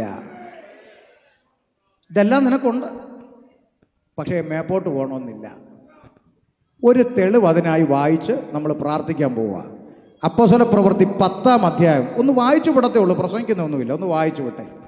10-ാം അധ്യായം 1 മുതൽ ഒന്ന് വായിച്ച്, അങ്ങനെ ഒരു ചിന്തയിൽ ഇരിക്കുന്നവരുണ്ടെങ്കിൽ അതൊരു തിരിച്ചറിവായിക്കോട്ടെ എന്ന് വിചാരിച്ചു മാത്രം വായിച്ചേ. കൈസരിയിൽ ഇത്താലിക എന്ന പട്ടാളത്തിൽ കൊർന്നേല്യോസ് എന്ന് പേരുള്ള ഒരു ശതാധിപൻ ഉണ്ടായിരുന്നു. നിങ്ങൾ നോക്കണം, അങ്ങനെ തന്നെ ആണോ? കൈസരിയിൽ ഇത്താലിക എന്ന പട്ടാളത്തിൽ കൊർന്നേല്യോസ് എന്ന് പേരുള്ള ഒരു ശതാധിപൻ ഉണ്ടായിരുന്നു. വായിക്കണേ ദൈവാസനെ. അവൻ ഭക്തനും. അപ്പൊ ഒന്ന്, അവന്റെ യോഗ്യത ആര് പറഞ്ഞ? പാസ്റ്റർ പറഞ്ഞല്ല, സ്വർഗത്തിലെ തമ്പുരാൻ എഴുതി വെച്ചിരിക്കുന്ന ക്വാളിറ്റി ആയി പറയുന്നത്.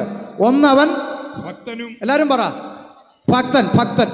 2, തന്റെ സകല ഗ്രഹത്തോടും കൂടെ ദൈവത്തെ ഭയപ്പെടുന്നവനുമായി. അപ്പൊ 2, അവൻ ദൈവത്തെ ഭയപ്പെടുന്നവൻ. 3, ജനത്തിന് വളരെ ധർമ്മം കൊടുത്തും. 3, കൺവെൻഷൻ ഉണ്ടെങ്കിൽ കസേര എൻ്റെ വക. പിടി കിട്ടുന്നുണ്ടോ? ആരെന്ത് ചോദിച്ചാലും കൊടുക്കും, ധർമ്മം കൊടുത്തു. അടുത്തത്, എപ്പോഴും ദൈവത്തോട് പ്രാർത്ഥിച്ചും പോന്നു. നമുക്ക് പോലും ഇല്ലാത്ത യോഗ്യത, എപ്പോഴും പ്രാർത്ഥിക്കുന്നവൻ. 4 യോഗ്യത സ്വർഗം രേഖപ്പെടുത്തി. കേട്ടോണേ. ഇനി 5-ാമത്തെ ഒരു യോഗ്യതയും കൂടെ പുള്ളി പ്രാപിച്ചു. വായിച്ചു.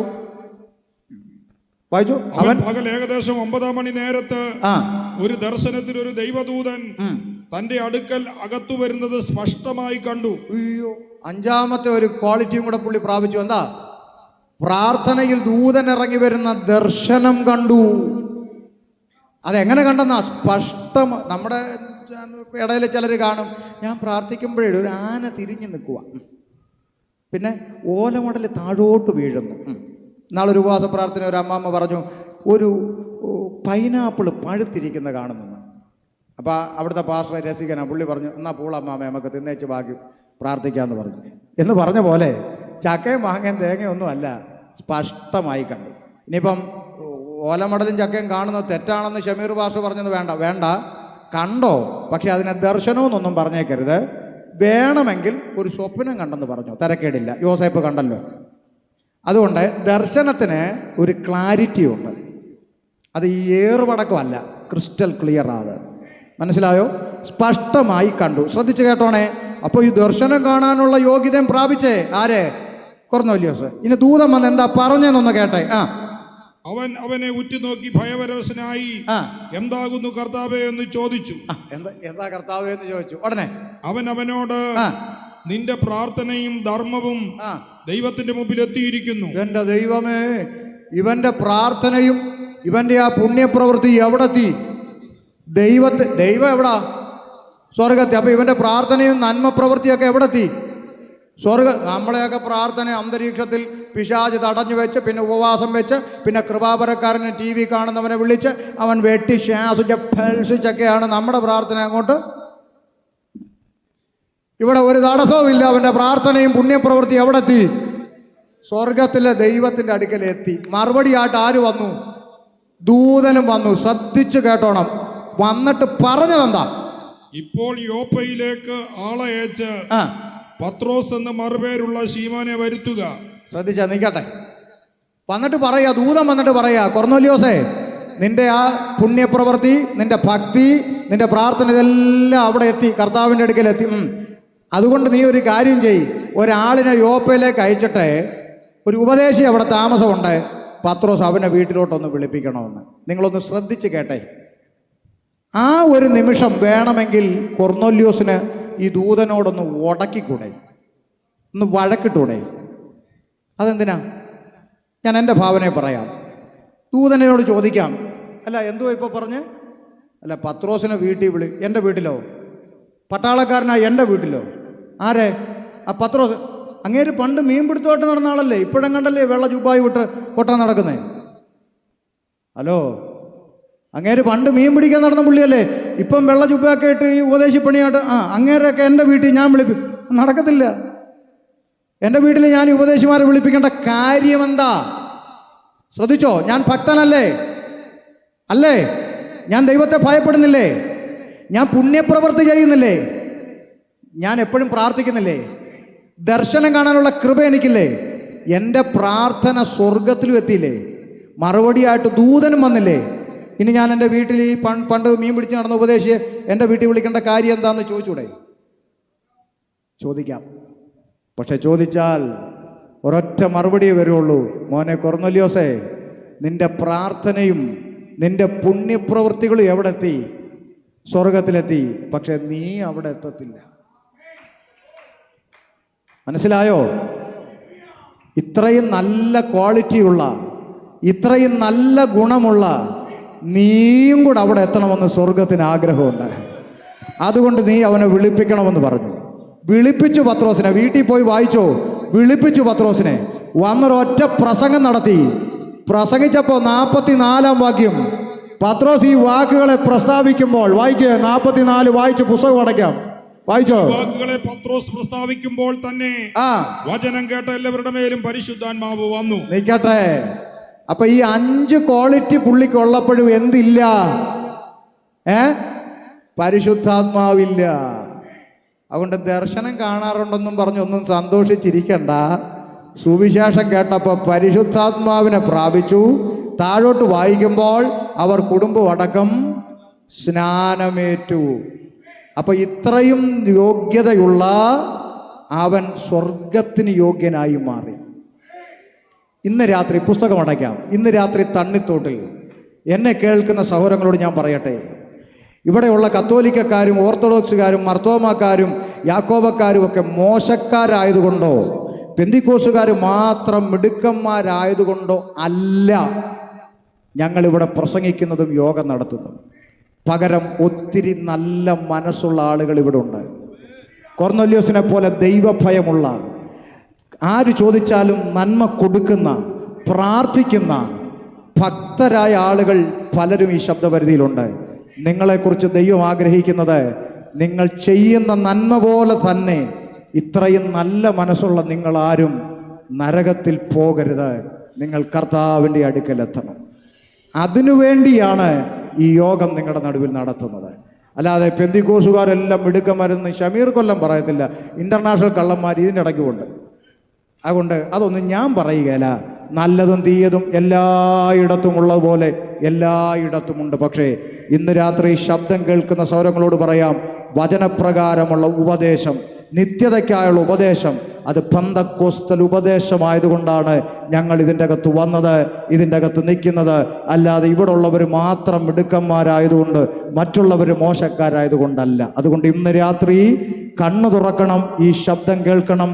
ഈ ശബ്ദത്തിൻ്റെ സത്യം തിരിച്ചറിഞ്ഞ് തിരുവഴുത്തിൽ എഴുതിയിരിക്കുന്ന യാഥാർത്ഥ്യങ്ങൾ മനസ്സിലാക്കി മാനസാന്തരപ്പെട്ട്, രക്ഷിക്കപ്പെട്ട്, സ്നാനപ്പെട്ട്, ആത്മനിറവ് പ്രാപിച്ച്, ഉപദേശം കേട്ട് കൂട്ടായ്മ ആചരിച്ച് അപ്പം നുറുക്കി പ്രാർത്ഥന കഴിക്കുന്ന ആ കാത്തിരിക്കുന്ന കൂട്ടത്തെ ചെറുക്കുവാൻ നമ്മുടെ കർത്താവായ യേശു ക്രിസ്തു വേഗത്തിൽ വാനമേഘ വെളിപ്പെടാൻ പോവുകയാണ്. ആ യേശു ക്രിസ്തുവിനോടൊപ്പം പിതാവിൻ്റെ സന്നദ്ധിയിൽ സ്വർഗത്തിൽ എടുക്കപ്പെടുവാൻ ആ യേശു ക്രിസ്തു എന്ന ഏക മാർഗമല്ലാതെ, ഏക രക്ഷകനല്ലാതെ മറ്റൊരു കുറുക്കുവഴി ഇല്ലാത്തത് കൊണ്ട് ഇന്ന് രാത്രി തണ്ണിത്തോടിൽ ഞങ്ങൾ ഒരിക്കൽ കൂടി വിളംബരം ചെയ്യുന്നു. മറ്റൊരുത്തനിലും രക്ഷയില്ല, മറ്റൊരുത്തനിലും രക്ഷയില്ല, മറ്റൊന്നിലും രക്ഷയില്ല. ആകാശത്തിൻ്റെ കീഴിൽ മനുഷ്യരുടെ ഇടയിൽ യേശു ക്രിസ്തു എന്ന ഏക നാമമല്ലാതെ പോരാ, ഏക സത്യ സുവിശേഷമല്ലാതെ പോരാ, ഏക സത്യ നിത്യ ദൈവമല്ലാതെ മറ്റൊരു രക്ഷാമാർഗവും ഈ ക്ഷിതിയിൽ ഇല്ലവേ ഇല്ലെന്ന് അത്യുച്ചത്തിൽ അഭിമാനത്തോടെ ആവർത്തിച്ച് വിളംബരം ചെയ്തുകൊണ്ട് ഞാൻ എൻ്റെ വാക്കുകൾക്ക് അവസാനത്തെ കുത്തുമിടുന്നു. ശാന്തമായി ശബ്ദം ശ്രമിച്ച എല്ലാ മാന്യ സഹോദരങ്ങളെയും സ്വർഗത്തിലെ ദൈവം സമാധാനം നൽകി അനുഗ്രഹിക്കട്ടെ എന്ന് ആശംസിച്ച് പ്രാർത്ഥിച്ച് വാക്കുകൾ അവസാനിപ്പിക്കുന്നു. കാഹളം ധ്വനിക്കാൻ താമസമെങ്കിൽ വീണ്ടും കാണാം, അല്ലെങ്കിൽ അക്കരെ നാട്ടിൽ കാണാം എന്നുള്ള പ്രത്യാശയോടെ വിടവാകുന്നു. ദൈവം നിങ്ങളെ അനുഗ്രഹിക്കട്ടെ.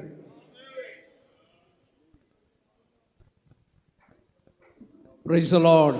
അനുഗ്രഹമേറിയ ദൈവിക സന്ദേശം, ശാരീരികമായ ക്ലേശങ്ങളുണ്ടായിട്ടും ഇന്ന് രാത്രിയിൽ ദൈവശബ്ദം കേൾപ്പിക്കുവാൻ തക്കവണ്ണം സ്വർഗത്തിലെ ദൈവം കർത്തദാസനെ എടുത്തുപയോഗിച്ചതിനെ ഓർത്ത് നമുക്ക് സ്തോത്രം ചെയ്യാം. ഹല്ലേലൂയ. ഈ ദേശത്തോട് വിളംബരം ചെയ്ത സന്ദേശം ഈ ദേശത്തു നിന്ന് അനേകം രക്ഷിക്കപ്പെടുവാനിടയാകട്ടെ. തുടർന്ന് അമ്മേ പ്രാർത്ഥിക്കുവാൻ പോകുകയാണ്. അമ്മേ പാസ്റ്റർ TV തോമസ് തണ്ണിത്തോട് ചർച്ചോക്കോട്ടിൻ്റെ ശുശ്രൂഷകനായിരിക്കുന്ന കർത്തദാസൻ മുന്നോട്ട് കടന്നു വന്ന് പ്രാർത്ഥിക്കുന്നതായിരിക്കും. അതിനുശേഷം ആമേൻ പാസ്റ്റർ തോമസ് പുളുവേലി ആശീർവാദം പറയുന്നതായിരിക്കും. പ്രേക്ഷ